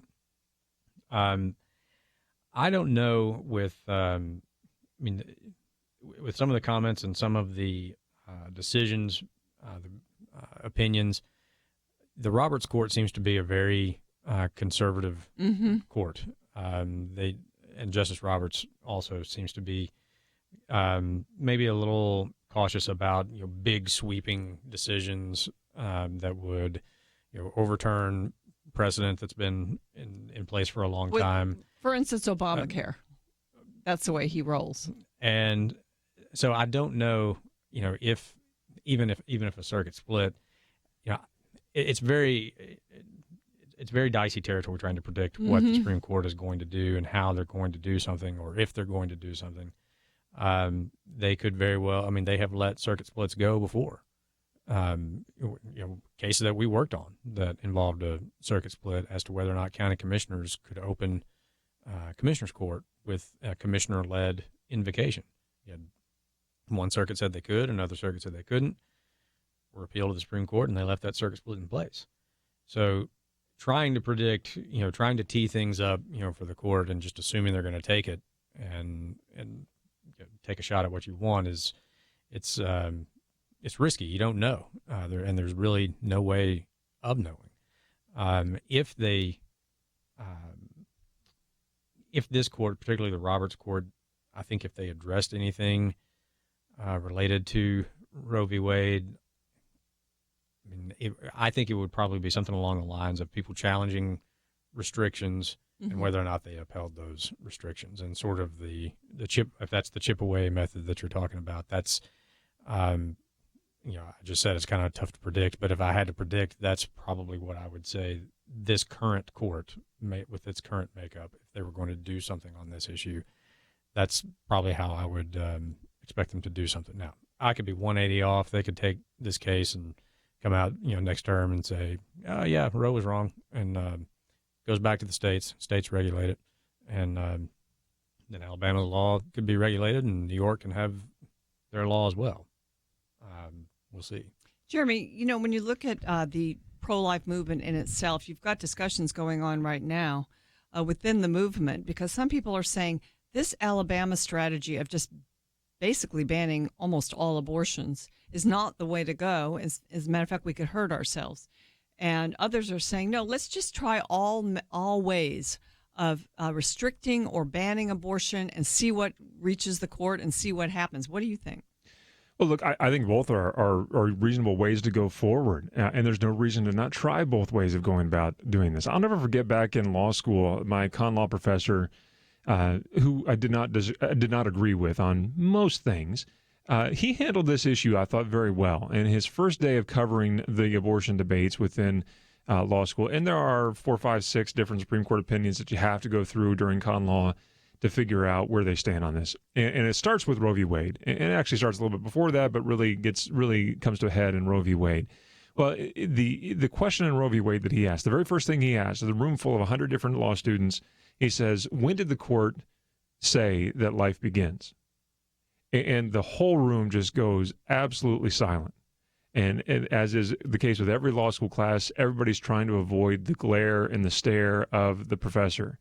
And nobody's willing to raise their hand and talk about it, except for what we call gunners, people who are trying to impress the professor, and they're making a guess. First trimester, 15 weeks, 23 weeks, 40 weeks, and they're coming in here and out of there, and he's saying no, no, no, no.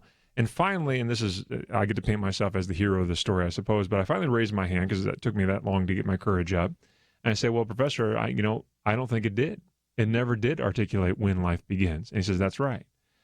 And the point of my telling that story is not so much to point me out as the hero of that story, is to point out how most people misunderstand the law concerning Roe v. Wade.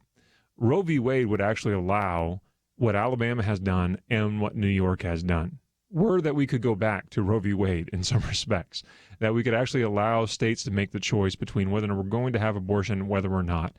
That's a debate that's worth having, and I'm glad that it's been brought to head in both of these states. We see the extreme example on the left in New York and the what I call the appropriate example on the right in Alabama. Perhaps it'll stay that way. We'll find out more after we come back from the break. You want to weigh in on this? 800-351-1212. We'll be back. There is no more dangerous time than when things are going well. Remember Elijah on Mount Carmel? Fire came down. There was no doubt who was God, but what happened next? He went from amazing faith to a time of great fear and depression. Many Christians have been very thankful a certain Democratic candidate for president was not the one to nominate 2 replacements for the Supreme Court.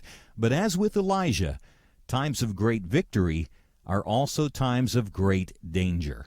Moments like this are not the time to take it easy. This is not the time to let our guard down. This is a time to double down on our work in the community, to serve and pray and plan and invest in a better future. This is the time to join Point of View's Truth Team 360 to make sure today's promising gains are not lost tomorrow.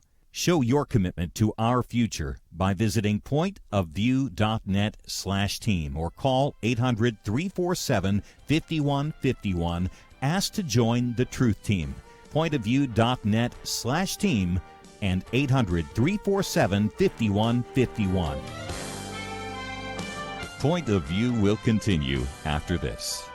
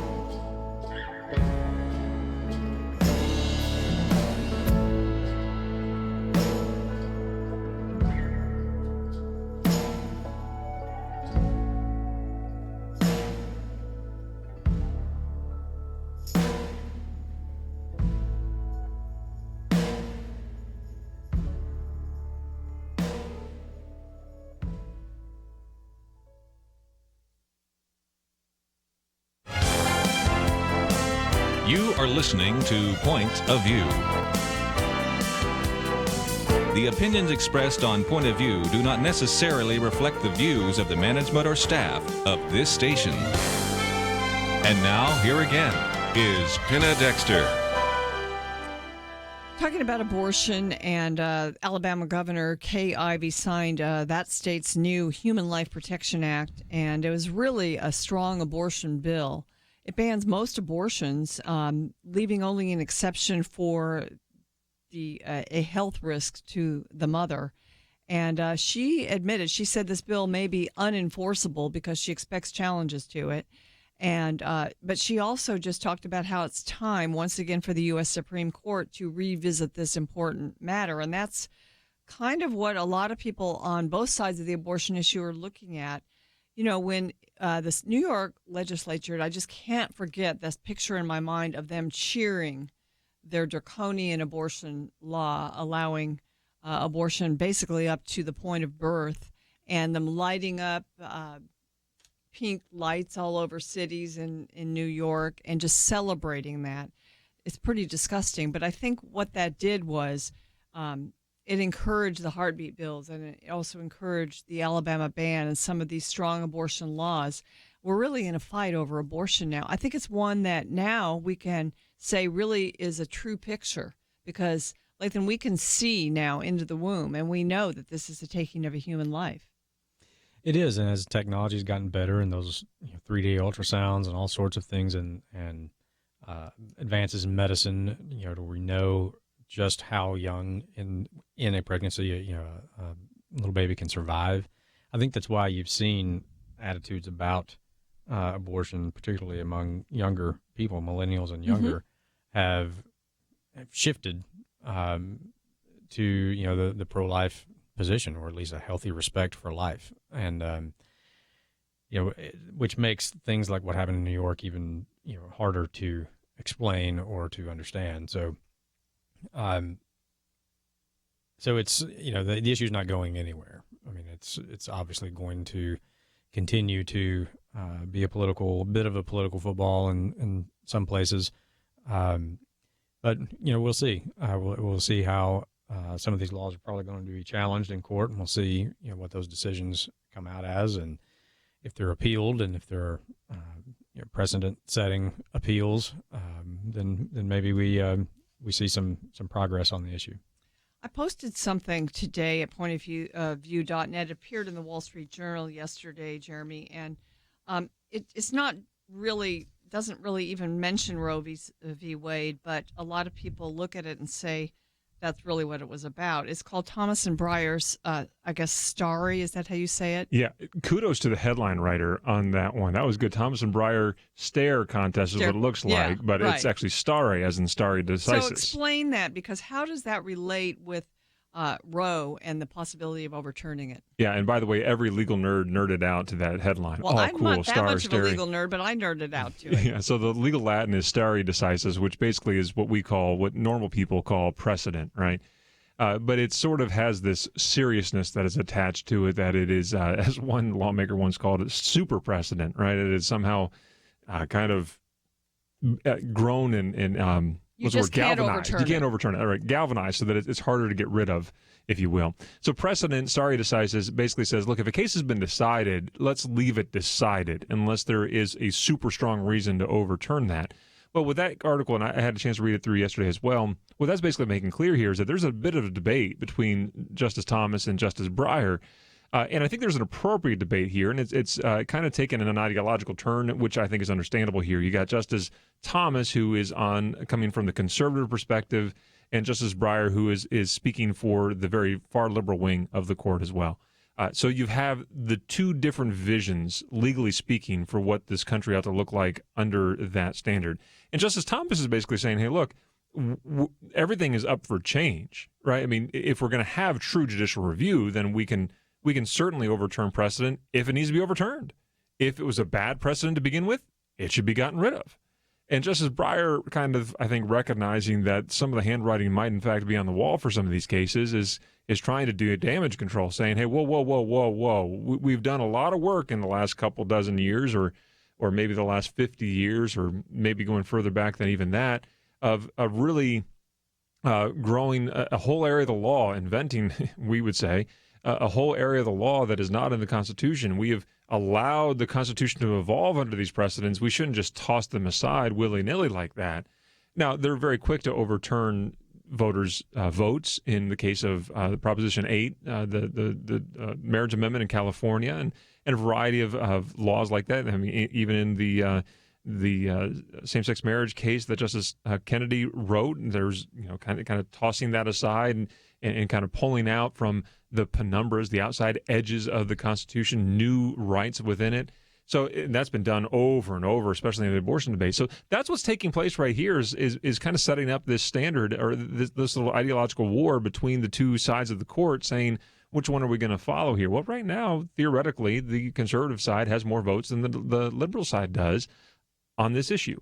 And so what the media is concerned about and kind of hyperventilating about is that it may actually come to pass that the person that they have demonized for the last 30 plus years, Justice Thomas, his perspective may actually carry the day on not only the issue of abortion, but on a variety of other more conservative issues, and restore some sanity, thankfully, to the issue of judicial review and allowing judges to certainly reconsider as badly decided precedents that used to be there that should no longer be there at all. We've done that throughout our entire legal history, going even back into the common law era where we would turn over, English courts would turn over prior laws. So it's not uncommon for courts to overturn poorly or wrongly decided cases if they were poorly and wrongly decided in the first place. And they should be overturned because they're serving they're tossing everything else. It's like you set a foundation, but you set one corner a foot higher than the rest. Everything is off kilter now. And so they've got to go back and kind of shave that corner down to bring it back into level, so that the rest of the Constitution, in this case, continues more straight. Well, another thing that changes the balance, of course, is two new justices, Gorsuch and Kavanaugh. And, as you said, and I think you said this too, Lathan, that Justice Roberts, the Chief Justice, he's reticent to overturn things. He is reticent to be an activist court either way, toward the conservative side or the other. Yeah, Justice Thomas, or Justice Roberts, Chief Justice Roberts, I should say, seems to take a page and really respects Chief Justice John Marshall, who really fashioned the court into what it is today. And frankly, he deserves a lot of credit for what he did to institutionalize the court. I think he deserves some criticism for making it bigger than it actually was contemplated to be. But he did do a lot of things that we still benefit from to this day. And one of the things that Chief Justice Marshall was really known for was his unanimity on the court. In fact, the majority of the cases, in fact, the grand supermajority of the cases. We don't see that very often anymore. Yeah, that's right. But the grand supermajority of the cases during Chief Justice Marshall's very, very long tenure on the court were unanimous decisions. Now, if you go back into some of those and read some of the history books now, we kind of learned that they were a bit strong-armed unanimous decisions, but they were nonetheless unanimous. And I think that's what Chief Justice Roberts now wants to sort of emulate, if he can, is to get back to a day when the court was respected across the fruited plain for coming to a unanimous decision, providing more clarity as to what the standard is. The trick now is, and I'm sorry, I'm borrowing too much time from my friend, but I think the trick to it now is that to get to unanimity, you have to have both sides abandon a lot of things that the rest of the fruited plain wants, right? And so it's not just enough to be unanimous anymore or have big majorities like 8-1 or 7-2 majorities. You actually now have to be unanimous on making some significant changes that are going to hurt, and those are going to be more like 5-4 decisions if they come out at all. And so I think that's where the Chief Justice finds himself sort of in a bind right now. He wants to have this appearance of unanimity, but it's really hard to get to that unanimous perspective. So where do the new justices play in? Well, some of that is yet to be seen. I mean, you have Justice Gorsuch seemingly siding rather solidly with the more conservative faction. And I would put within that category Justice Thomas, Justice Alito, and at times Justice Roberts as well. So you have kind of the three, Alito, Gorsuch, and Thomas, that are pretty well in lockstep on things. Not unanimously, but pretty good. You have Justice Kavanaugh jumping back and forth right now. So I would say that he's probably in that figuring out where he is stage of things. And that's common to new justices on the Supreme Court. They kind of bounce all over this. If you really want to geek out on this, you can go to Statistical SCOTUS, which is a website. You can link to it off of SCOTUS blog. and you can figure out exactly how many times one justice has sided with another and kind of, what the temperature was that day when they did it. I mean, you can really bear down into the statistics of what has gone on. Statistical SCOTUS will get you that kind of information. Okay. If you want to read this article, Thomas and Breyer's Starry Contest from the Wall Street Journal, we print these out. We don't just link to it. So it's printed out at pointofview.net. You can go there and check that out. Some good reading material for you over the weekend. If you want to weigh in on this issue about overturning Roe, 800-351-1212. After the break, we'll take your calls. We're also going to get back to a couple of the First Liberty cases. You won't want to miss it, so stay with us for more of Point of View.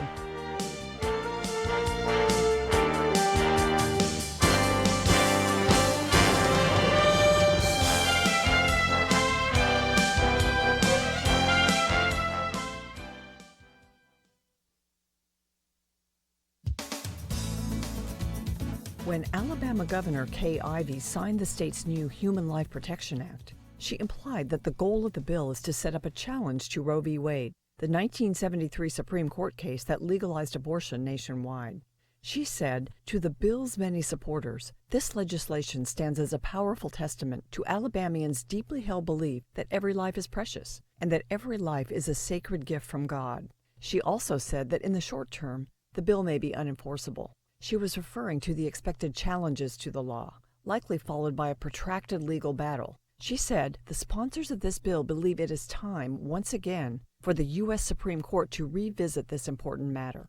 The law makes it a felony for doctors to perform an abortion at any stage of pregnancy, including in cases of rape and incest.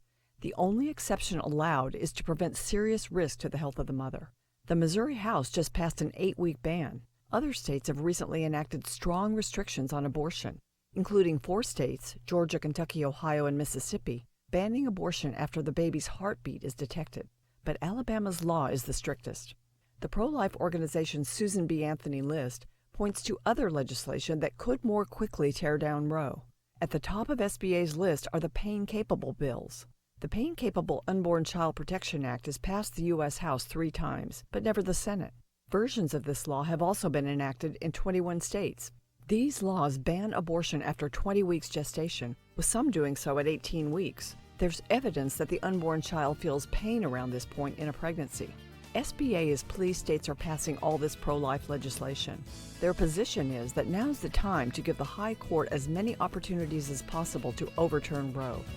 For Point of View, I'm Penna Dexter.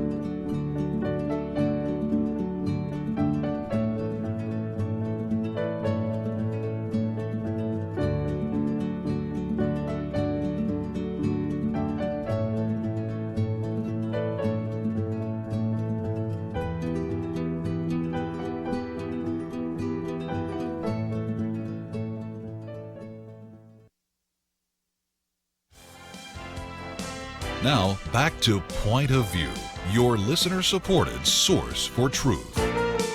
This is the final segment of Point of View. I'm Penna Dexter, and before we get to the end of the program, I want to point out another article I posted. I thought it was fun and interesting. The feds announced they will stop regulating the number of cherries in cherry pies. The FDA recently committed to deregulating the frozen cherry pie market. I had no clue, Lathan, that our cherry pies were regulated. But in this deregulatory climate, it's great to hear that now we will be able to have as few or as many cherries in the pie as we want. Yes, thank God for the deregulation of cherry pies. I was shocked to know that almost my entire life, cherry pies have been regulated.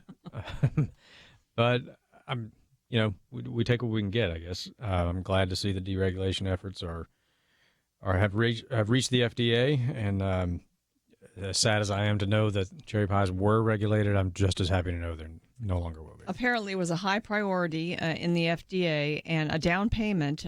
This is from FDA Commissioner Scott Gottlieb. A down payment on a comprehensive effort to modernize food standards and reduce regulatory burden and removed old-fashioned barriers to innovation. I could just hear the entire southeast corner of the United States going, what about cherry cobbler?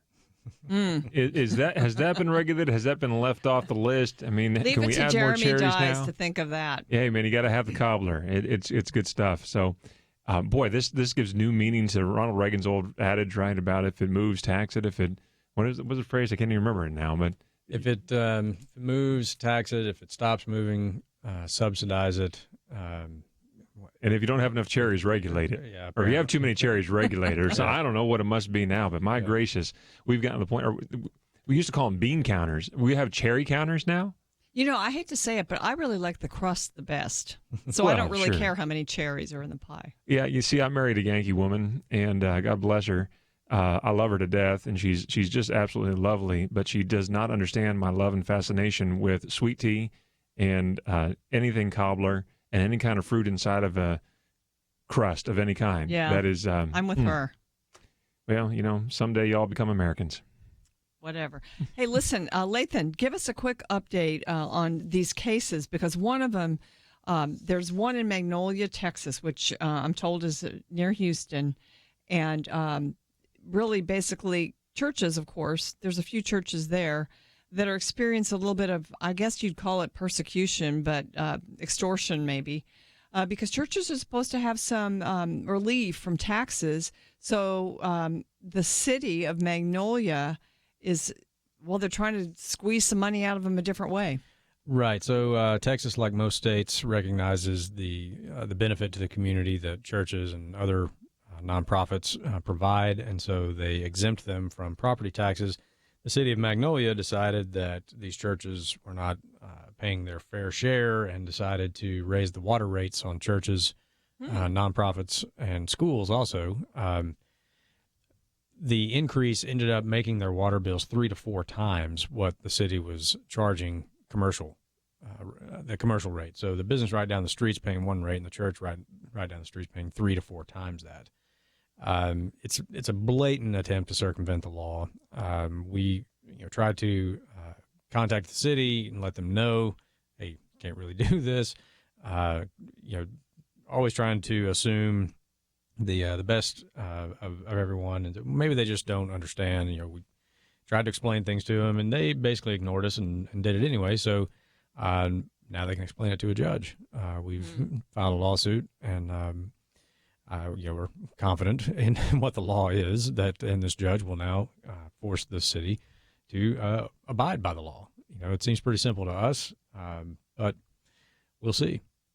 Another case, it's become a case now. The real question, though, in that case is what happens at the potluck supper? Are they counting how many cherries are inside your pie? That's an important question. Got to ask it.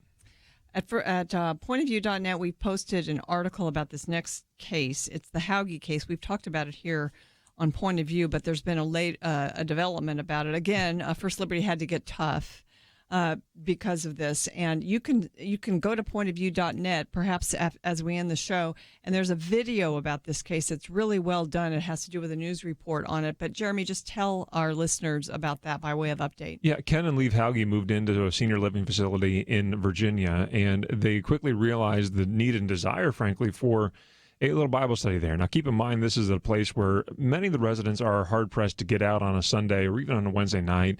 And so they've been looking for somebody to lead them in a Bible study, and Ken, a retired Lutheran minister, was more than happy to oblige with that. And so they used the community room for a while. After the guys stopped playing poker and they stopped playing bridge or whatever else in the room, they would go in there and study the Bible and be done with it all. That didn't work out for one reason or another, and they got pushed off by the administration and kind of thrown out of that room. And so they moved it to their own apartment.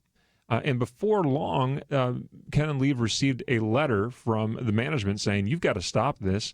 And if you refuse to stop this Bible study in your own apartment, you are going to lose your apartment. We're going to kick you out. That's an eviction notice. They were saying basically, you stop this or you're out of here.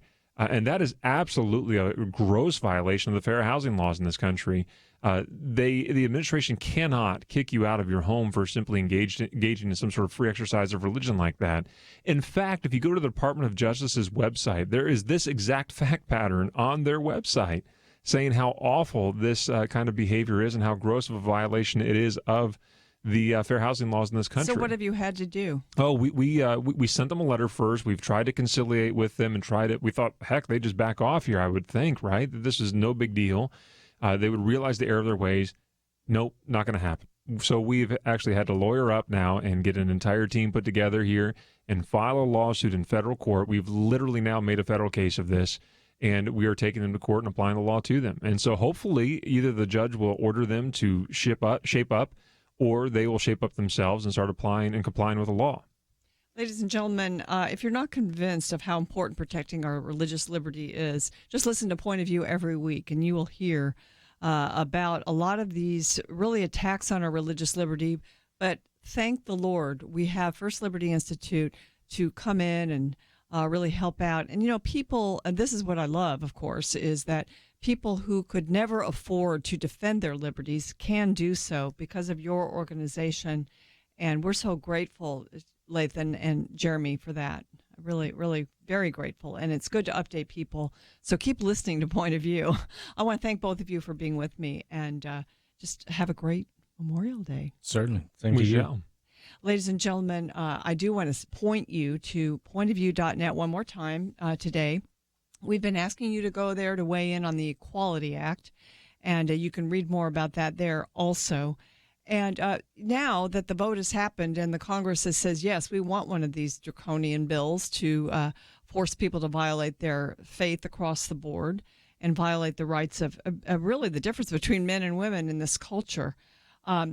So the Congress has done the wrong thing, and if your congressman was with them, we would like you to make your voice heard on that. And you can do it very easily by going to pointofview.net to the Take Action section. If your member of Congress did the right thing and voted against it, same thing. We make it very easy. So go to pointofview.net and just give some feedback. We have to let them know that we are watching them. And the donate button is there. We'd ask that you take full advantage of that. Ladies and gentlemen, I want to thank you for listening today, and also to thank Steve and Andrew and Karen for all their work on the program. Again, pointofview.net is the place for you. If you didn't get to listen to the whole program, you can find out a lot about what we talked about, or even listen to it. That's a possibility that you have for shows that have taken place over the last weeks or month. We've got our archives there. If you didn't know that, you can go to pointofview.net, press the shows button. It opens up a lot to you, ladies and gentlemen. So have a great Memorial Day. Have a great weekend. Next week, you're going to have another whole lineup of good guests and shows. So join us then. Have a great weekend.